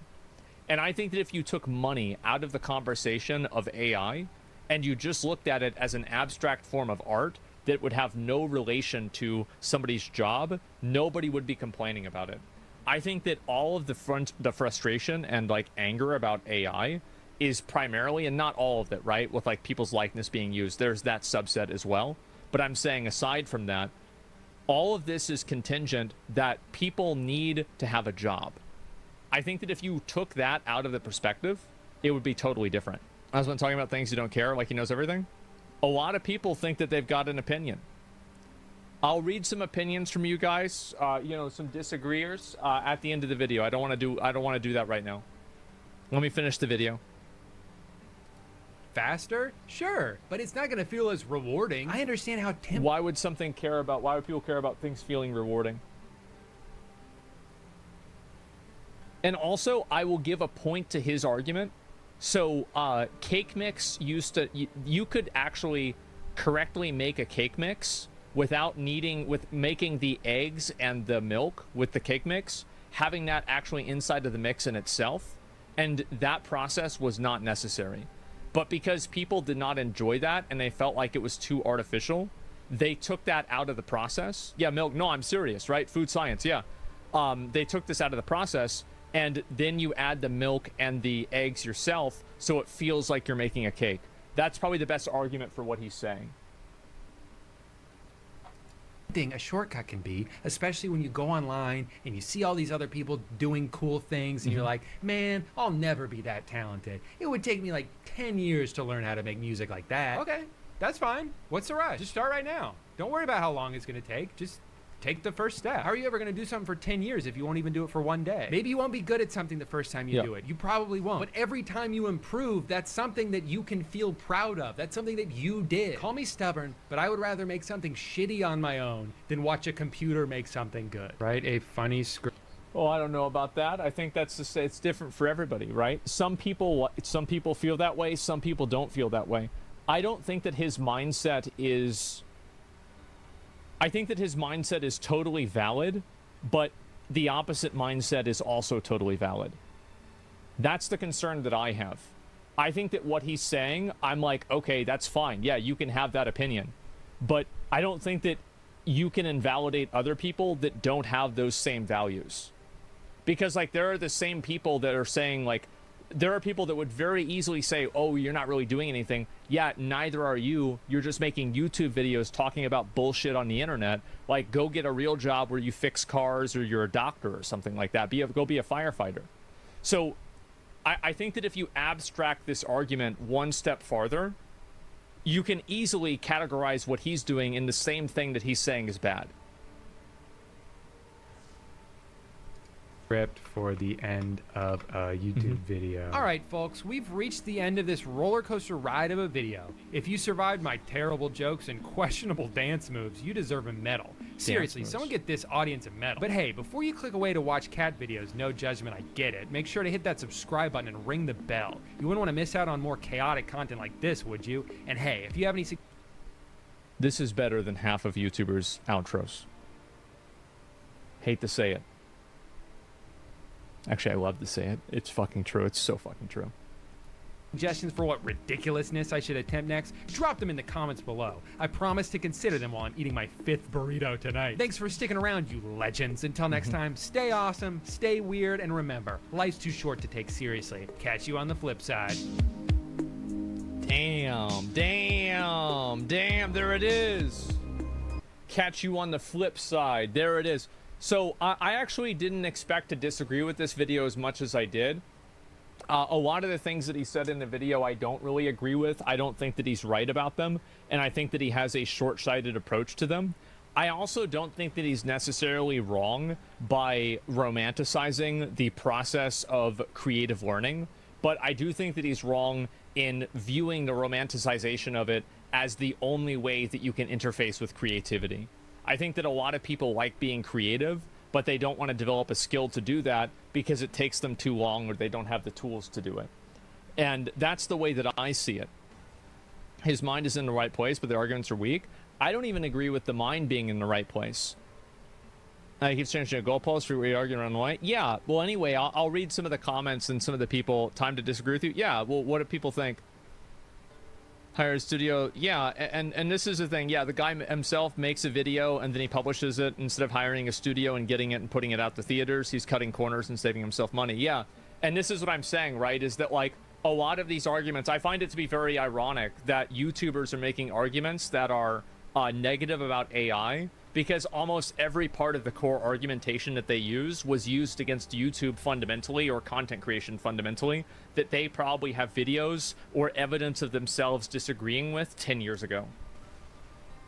Or probably 15 years ago. Name one artist that didn't steal work. I mean, I don't know. I'm sure you could probably think of some of them. But just in general, like, yeah, that's clearly true.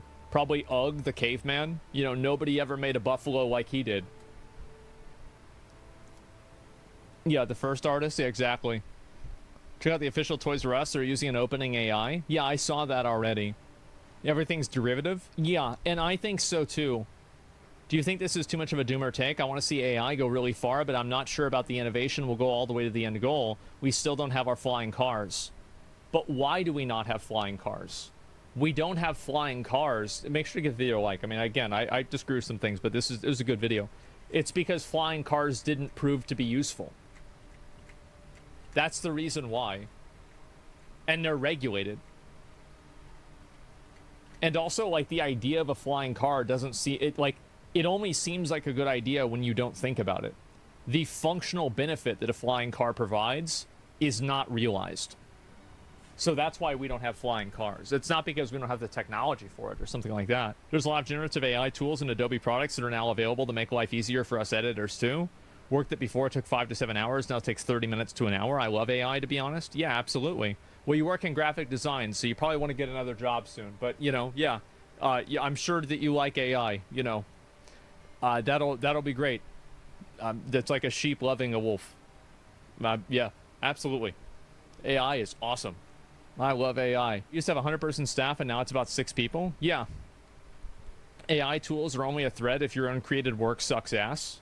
I think that that's probably true in a lot of cases, and I think that with a lot of things it will be true, in the same way that handmade materials are still popular, but they're not as popular as they used to be.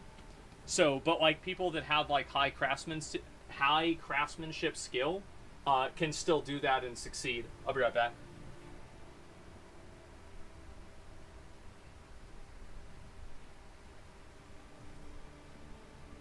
Somebody has made a 40-minute video about me. How about that? 40 minutes. The Asmongold rabbit hole.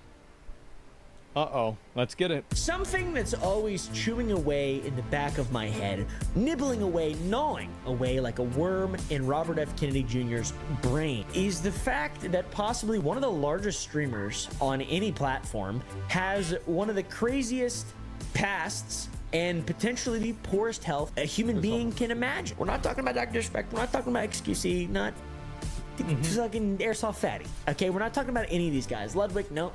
Today, we're talking about Asmongold, the hero of today's story. AKA, we're doing a deep dive into the legend of Asmongold, a man of mythical status, of legend in my own mind. I'm a fan. I don't like the politics shit. I don't like any of the politics stuff, and that's not what we're talking about today. We're talking about the man, the myth, the legend, Asmongold. Yeah, it's the LeBron of WoW, apparently. And looks like the guy might have shit himself over that.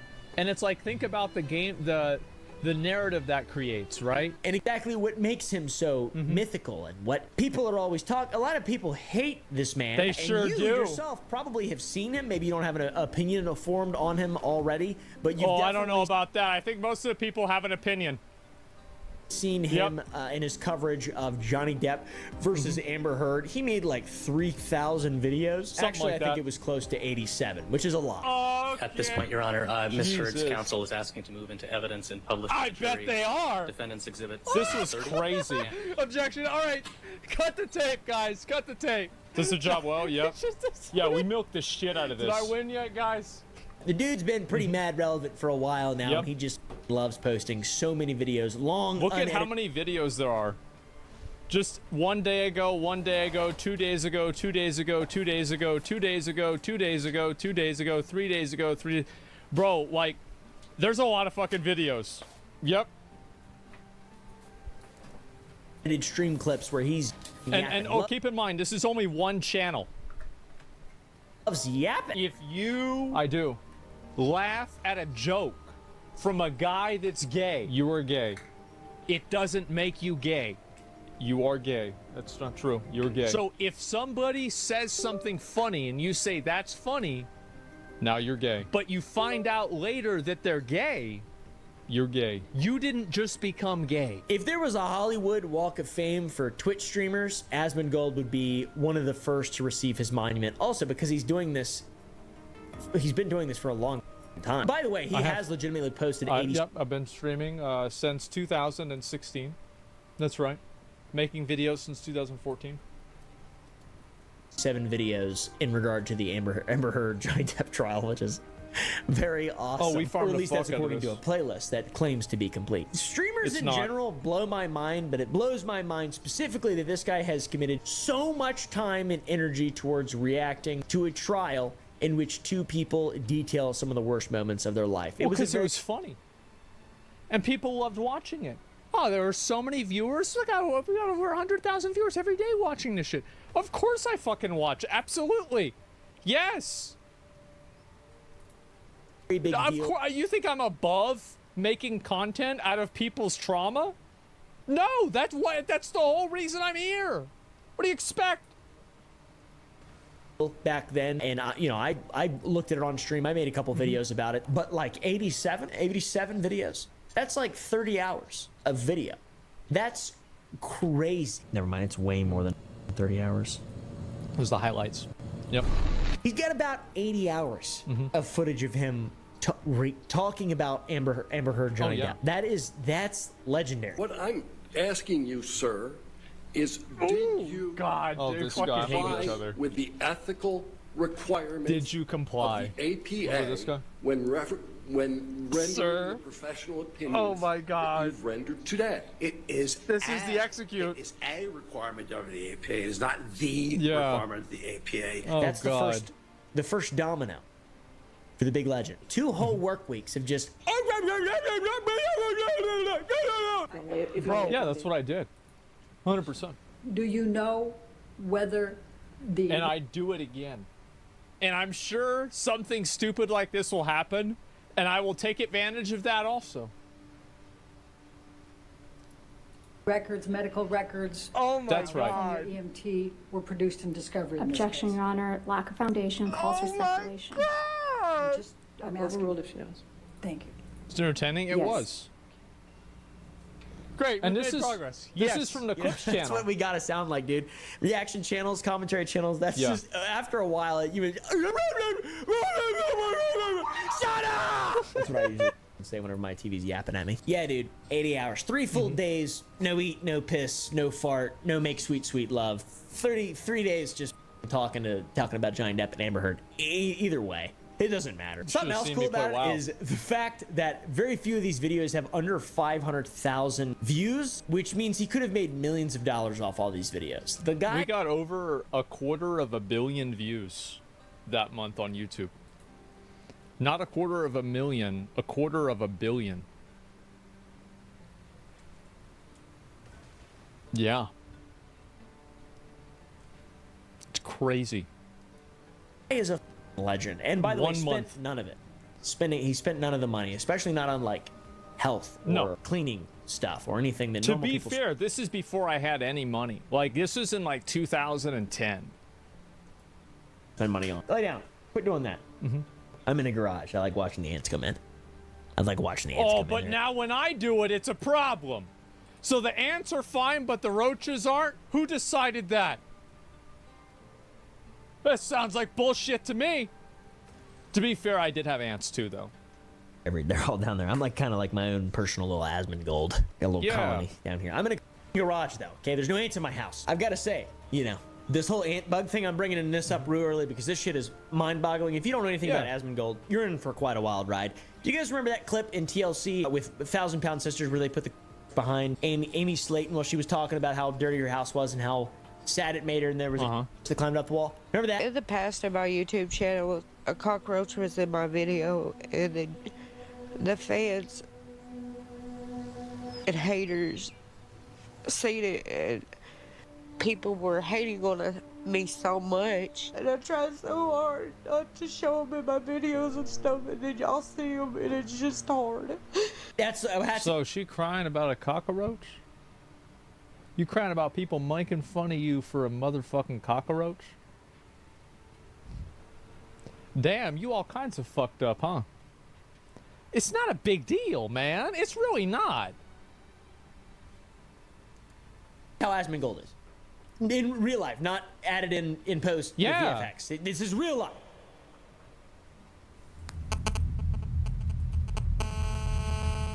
Who is Asmongold or Zach Rohr? However you want to refer to the man, he hasn't always been a React streamer. He hasn't always been the man who he is now and what he's become in recent years. In fact, as of the writing of this video, he's reacting to his subreddit to over 25,000 people right now. That's how about cool, that? and he does this type of shit every single day. The guy is prolific. If I die in Elden Ring, it's the game's fault, it's my mouse's fault, it's the computer's fault, it's chat's fault for distracting me, and there are a number of other faults that it is, except for mine. So yes, obviously it's not my fault. 25,000, that's a lot. How to get this large-ass audience? Well, World of Warcraft. Ever heard of it? Wow. What's up, y'all? It's me, it's your boy Asmongold. Oh, the 6.2 Arms Warrior. I remember this. Before he was a streamer, he made World of Warcraft YouTube videos with his original sitting, and by the way, this was from 2013. I am sitting in the exact same place that I was then. Ain't shit changed. Channel uploading his first video in November of 2013, 2 years after my first video. So take the L, Asmon. But as I said, okay, all right. I had a YouTube channel in 2008. I had it before you did. If you had it in 2011 or whatever the fuck, nah, bro. Like I had it in 2000. I was in high school. I had a YouTube channel, bro. Like, what do you mean? This is my second channel. I prestiged. You gotta start from the bottom to get to the top. My first video was how to mod Borderlands only on 13 Xbox years 360. ago. Yours is way worse than mine. All right, you guys, I'm going to show you how to mod Borderlands. Yeah, it's only 13 years ago, guys. Come on. Pretty easy, a lot easier than modding Fallout New Vegas, I think. A lot safer and have a better chance of doing it. So after posting a lot of WoW content, including bangers like my rant about learning real-world skills from playing World of Warcraft, in which he says that if he was an employer and his guild acted in person like they do in game, there's no way he'd hire them. If I was an let me ask you guys the simple question: would you hire somebody in your classic WoW raiding guild? employer and I knew how half of like, the people that I've raided with and the people that I raided with now actually act when things don't go their way, there would be no fucking way I would want that person in my guild, or not in my guild, working for me. There's no way at all. So yeah, that's pretty cool. There's also another video titled Elliot Rogers Played WoW. He did. If you guys don't know who Elliot Rogers is, he's a murderer. He did. He was a supreme gentleman. That's what he called himself. And he was an incel murderer. He went out, killed a bunch of people, and in his manifesto, he quoted none other than Garrosh Hellscream in his manifesto of why killing women is what he needs to do. Who had a YouTube channel, and yeah, there's a lot of content about him. I don't even know if you're allowed to put like pictures of him on YouTube anymore. I'm not sure. He's yeah, it's bad, pretty bad stuff. Between November 5th, 2013 and July 5th, 2014, Asmongold uploaded 198 videos about World of Warcraft. That's a lot. For his 199th video, he uploaded a video titled Streaming, in which he announced that he was going to begin streaming. I'm going to start streaming. He also talked about Raccoon. Yeah, I did that because I was like, this could be fun. And then people gave me a lot of money, and then I was like, I guess I'll do it again. And here we are. In his house, which is a small piece of a much larger puzzle. We will